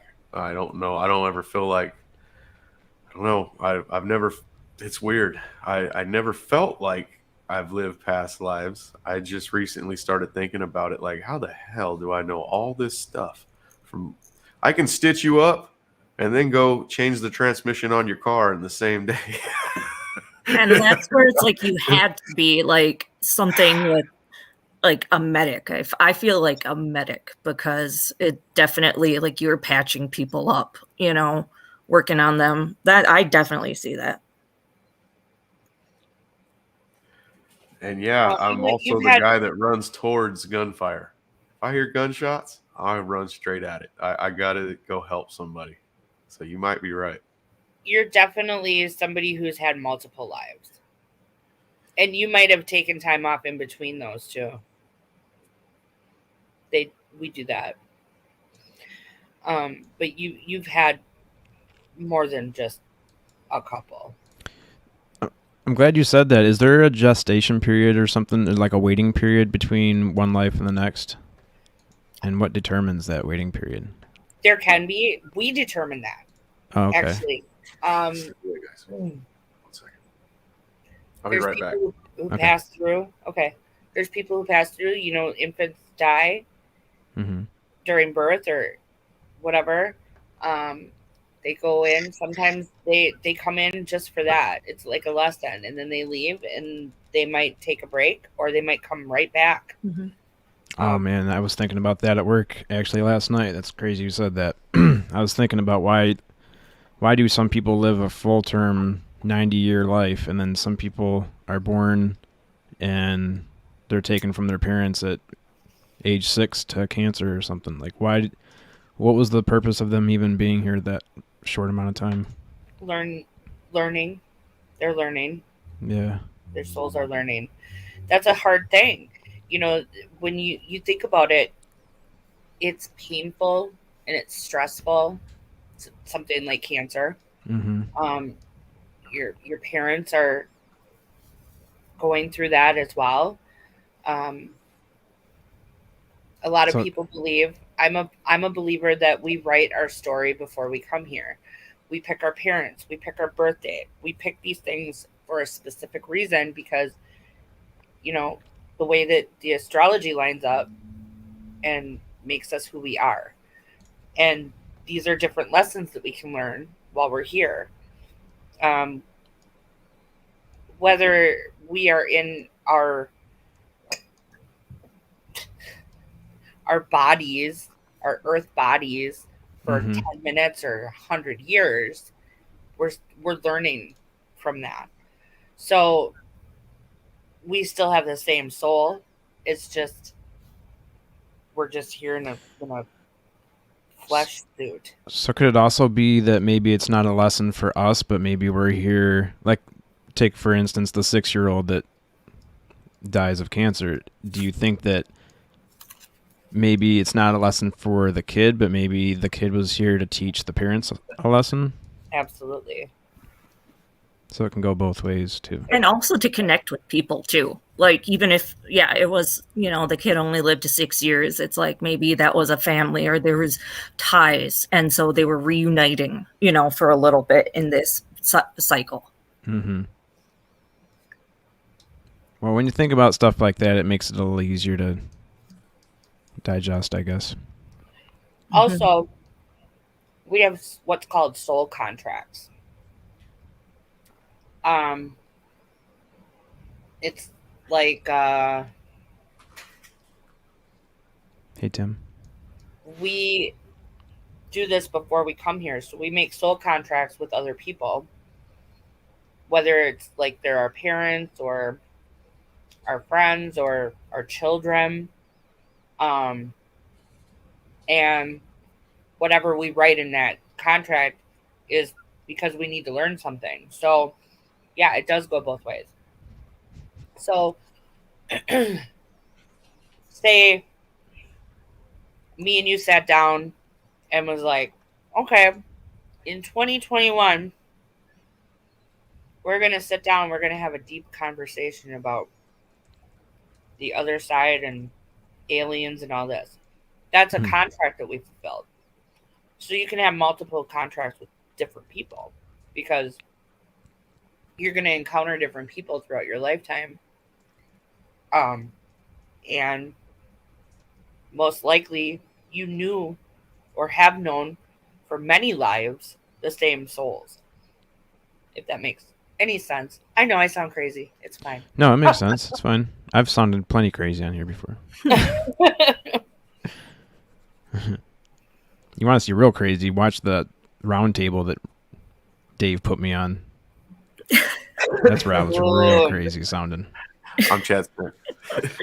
What do you think about that, Chad? What do you think about that, Chad? Yeah, I think that's probably about. I'm Chad Smith. It got real ridiculous. I like Fap's comment. Grandma Rose was full-blooded Italian. I got that stuff in me still. Hey, Ma! Yeah, that's why I told Dave when we got in trouble for the Hey Ma, I was like, who? I never heard of no guy doing that. That's just I was making fun of my family. That's what I was doing. I didn't know there was somebody famous for doing that. That's just how my family really talks. Yeah, that's like a stop sign. You can't copyright that. Hey Ma, we want the pasta fazool now, Ma. Bring it in, Ma. Where's the Master Chorley? I always think of the Golden Girls. She's is it Rose? Not Rose. The grandma. She's Italian. Oh, I can't. The lady that plays the mom on there. Yeah, the old grandma. Yeah, I used to watch that. That was my mom's favorite show. My sister used to watch it constantly too. It's funny. I've gotten into it. What is her name? I'm trying to find it. That's a good show. Still is a Estelle good show. Getty. Oh, Sophia Petrillo. Oh, Sophia in the Sophia and Blanche, Dorothy, and Rose. Mm-hmm. Well, There we brought was up the an Golden Irish Girls on the Spring podcast. Templar, too. Just What saying. was that, Sarah? I said there was an Irish Knights Templar too. Oh. Let's see what they looked like. Uh-oh. You're going to pull one up and it's going to look just like me. It sounds like they had a lot of conflict. You might want to look into that. Eddie said that the last picture I pulled up, it looked like Voorhees was standing in the front. Let me find it again. Did it look like Gary? It kind of did, huh? That's what he said, yeah. Here. We got to inform Gary. Yep. Oh, man. See him getting ready to fight that Tic Tac. Come here, you son of a bitch. Get him, Gary.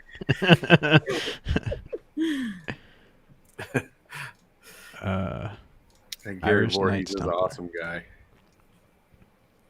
Wonder if he'd come on the Paranormal Chop Shop. Man, I got to hang out with him and Melinda Leslie the other night while you were at work, man. I know I'm more jealous when I'm at work than anywhere else. I don't know how that even happened, but that was awesome. I just sat there looking back and forth at them talking. I didn't want to say anything. Looking back and forth. Yeah, because the screen's so big, I'm looking up and down. I can picture you doing that. Just your eyes just like, I was. why am I here? This is so cool. Yep. Kept looking around for Chad. Where you at, Chad? I'm hanging out with Jim Goodall. Don't worry about it. Yep. Yeah, I'm worried about you, and you're off having conversations with Uncle Jim now.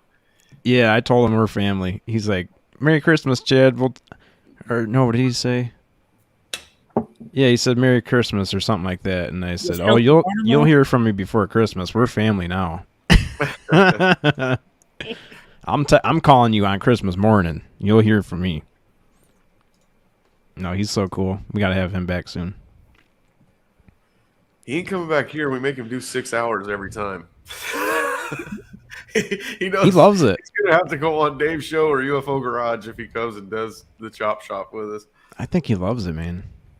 I think he does too. He could I sit and think- talk all day long about the and I Blackbird. could listen to him, dude. He's got cool stories. My mom wants to know, is everyone reincarnated or are there new souls? There's new souls. Yeah, there's What's the souls, date but today? that's it's such a strange and vast subject that I mean, yeah, there's new souls because we all have to like go through our ascension process. But where do they come from? Yeah. You know, Right. That's Like- kind of the question I had earlier. Was like, the people that aren't old souls, where are they coming from? that's the question. That's the $1 million question. That is the $1 million question. We'll find out someday. Sunsaver wants to know, can we inherit bad karma from our fathers in the past, like sins of the father born by the son? No, your karmic debt is yours. That's a good question. It is. Well, hey guys, we just did 3 hours. Yeah, and you know what, Jim Goodall, I think there's a video on Amazon that's coming out today that he gets interviewed on that video. He's going to be on. I'm trying to find it right now. Ooh, spooky. Hola, El Spooky. Okay, we're resetting. Another 3 hours. Spooky's here. Yeah, really, your ears must have been bleeding. We were just talking about you. 3 hours. Let's see if I can find this. Sonny, there's actually a website called irishmasonichistory.com. Wow. It says its administrator is Sonny Conway. That's strange. Wait, what was that? It's called- irishmasonichistory.com. Irish Masonic history. I've never done none of that. My Ooh, this cousin did it for our family, and that's how I found out that one of our grandpas is a lord somewhere. No, but this is like a website talking about the history of the Masons. Oh, okay. I thought you were talking about like researcherhistory.com No. stuff. I was going to say I would do that, but Fap said, Annie, you're a saint. Chad must have been a nightmare.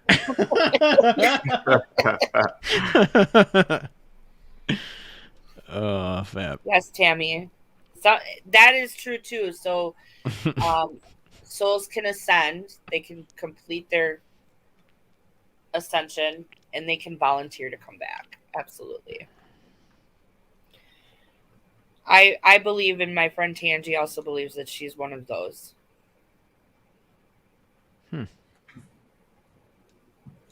Sherry said something, but I don't know what she said before that.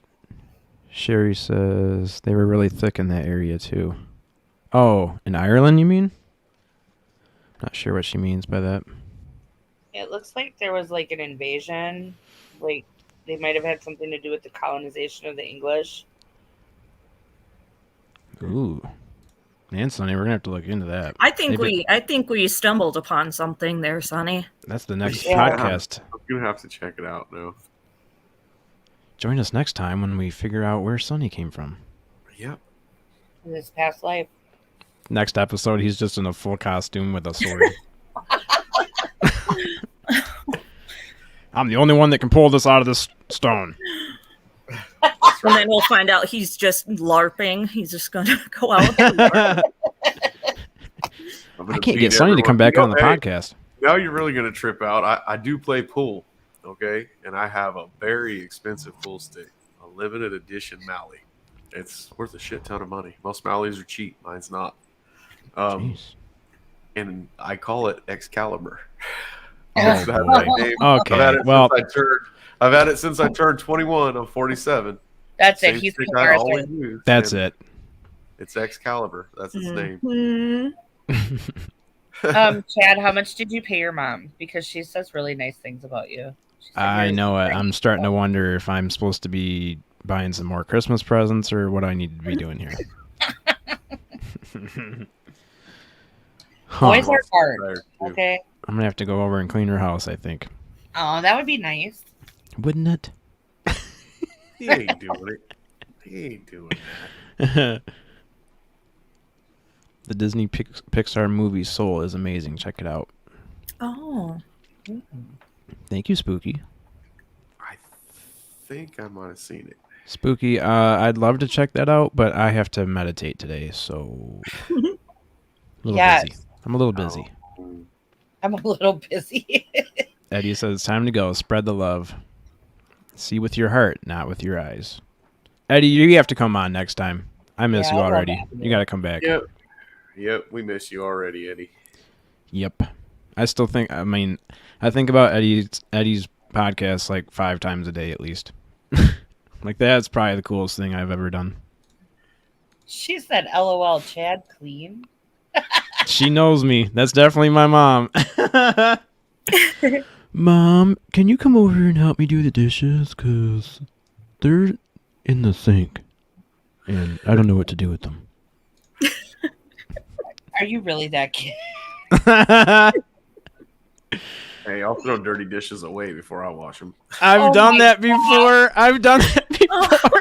My son used to do Bro, that to me all no. the time. I'm like, I bought him a whole set of paper plates, paperware for Christmas one year because he used to throw all my dishes out. That's awesome.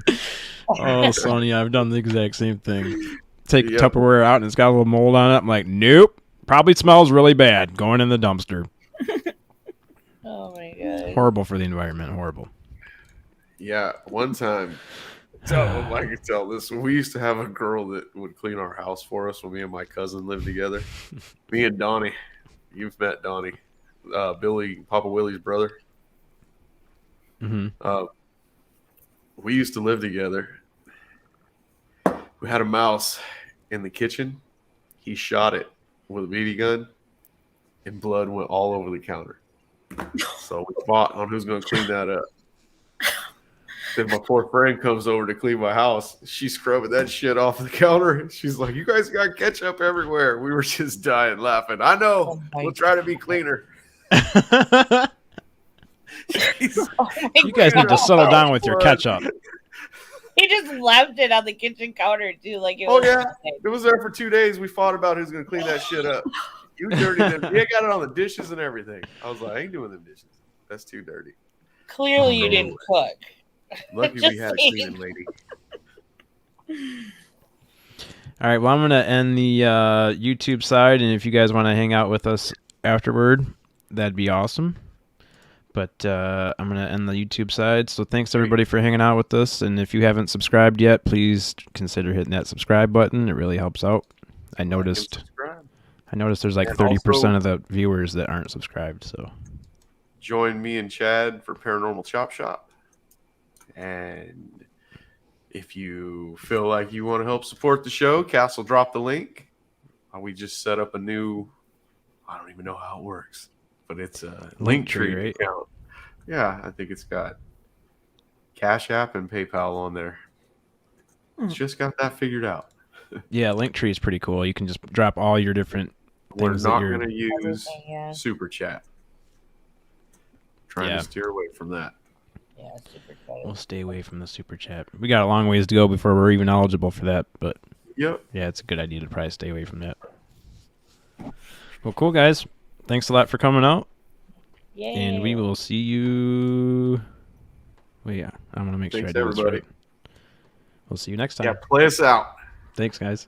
Bye.